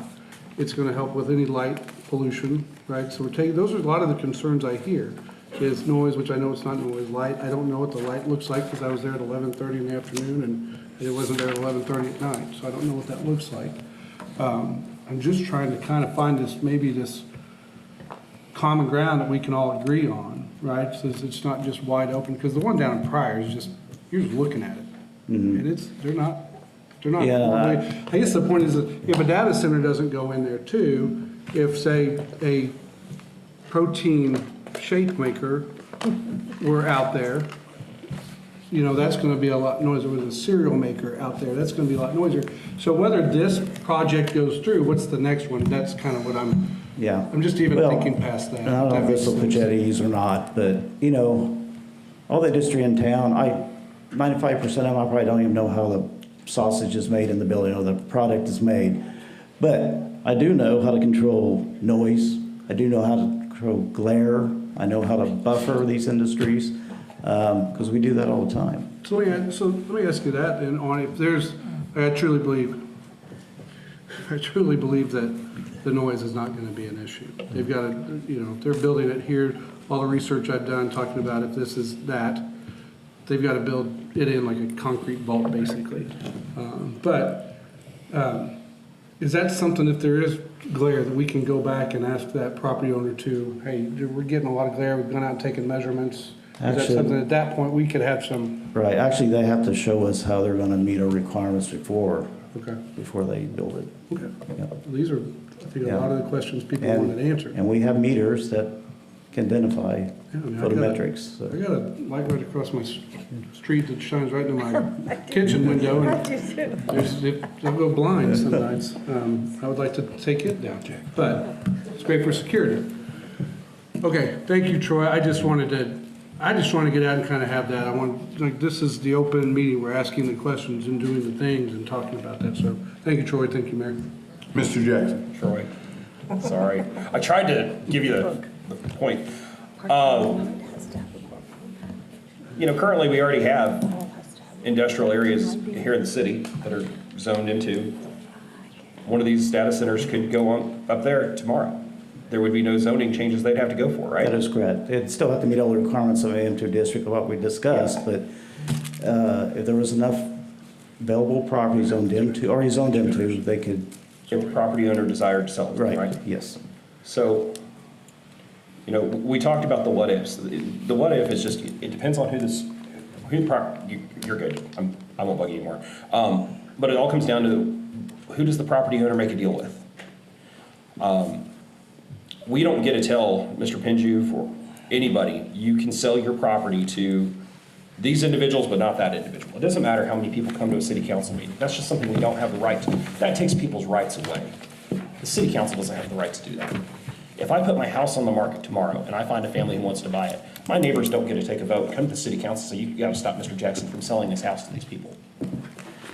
Now, what the city can control is if the guy who buys it decides, well, I'm setting up shop and I'm gonna put a full service restaurant in here. I'm not zoned for that. That's what the city can do and control to help us. But we don't get to tell people who they can and cannot sell their property to. There are state laws about things with China-owned property and things of that nature. That's above our pay grade. But, for the purpose of tonight, we are doing what we can to protect the residents in that area with the way we can control and regulate the zoning. So that's all there. Thank you, Mr. Jackson. Mr. Cobble. Troy, can you talk a little bit more on the regulatory requirements that we could put in and give me some examples of some of those? I don't know that, have we done one of those? I've been here almost 6 years. I don't remember us. A regulatory plan is what you're referring to? We have not done one, and that's a new item under our current code, our new code. Okay, so what are some of the things that we could do with that? It's really negotiation with the developer or owner of the property, but you're looking at landscaping, you're looking at design, it could be buffering techniques. So a lot of that is already required in our code, but it is specifically identified in the regulating plan what type it is. So that would just be coming to us beforehand? Before we can issue a permit, yes. Okay, thank you, sir. Yep. Seeing no more discussion, the chair will entertain a motion. Mayor. I'm sorry, I forgot already. Next presenter, please. Derek Snyder.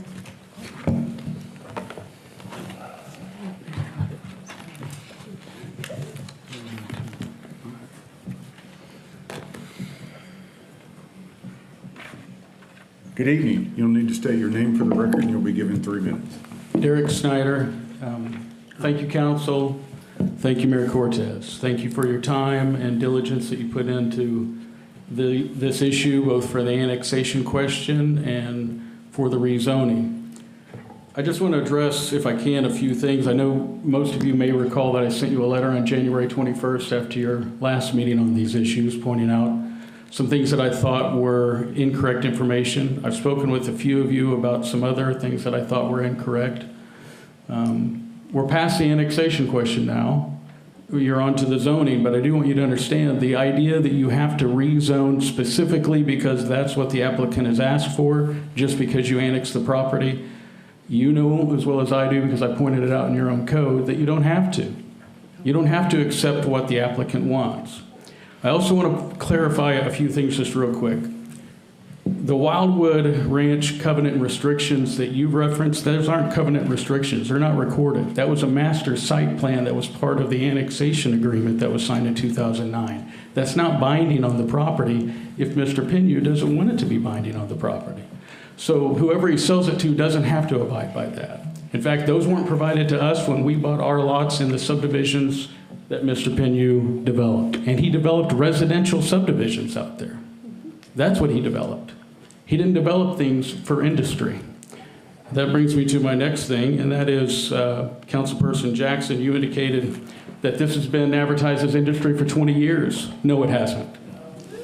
I'm sorry, but when we looked to buy, we were very curious as to what that was going to be, and it was advertised as commercial.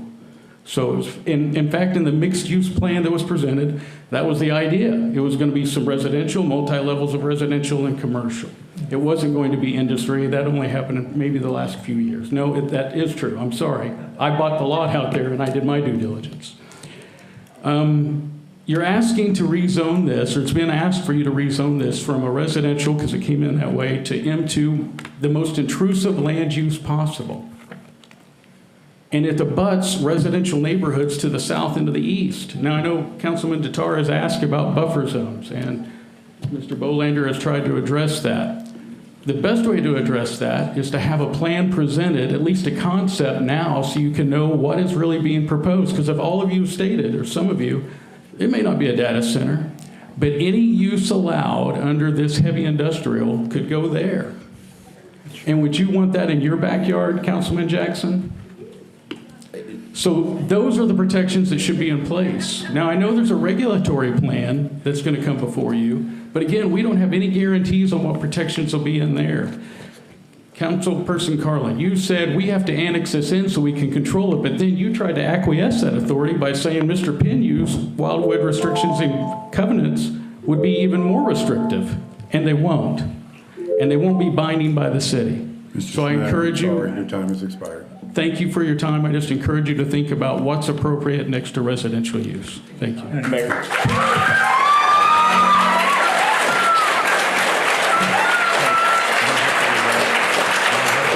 questions for him, just a comment. I live next to him too.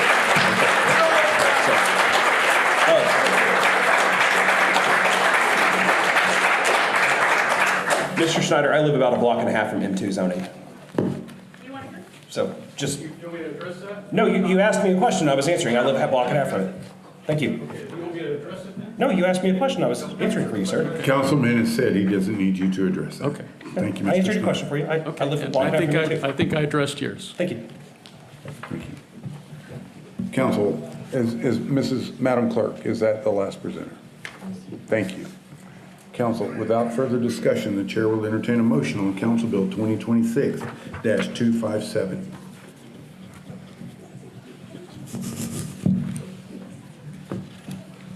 Mayor, Mr. Lawson. I move that Council Bill number 2026-257 be passed on second reading, advanced to third, and passed. Second. Motion has been made and properly seconded for the approval of Council Bill 2026-257 on second reading, advanced to third reading, and passed. For those wishing to vote in favor of that motion, please signify by raising your right hand.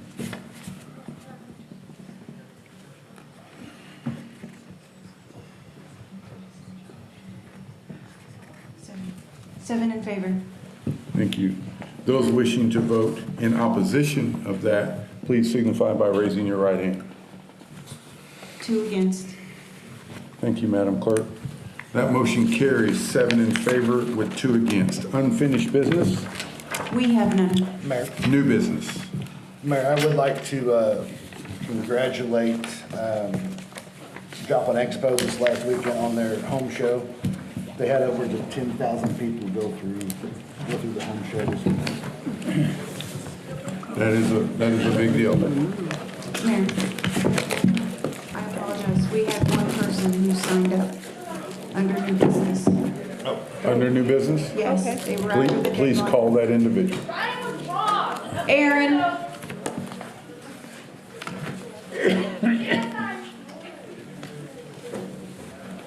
Please call that individual, Madam Clerk. Aaron.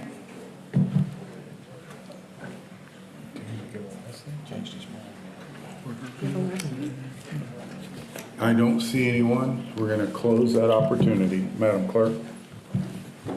Council, any other new business needs to become before this body. We are adjourned.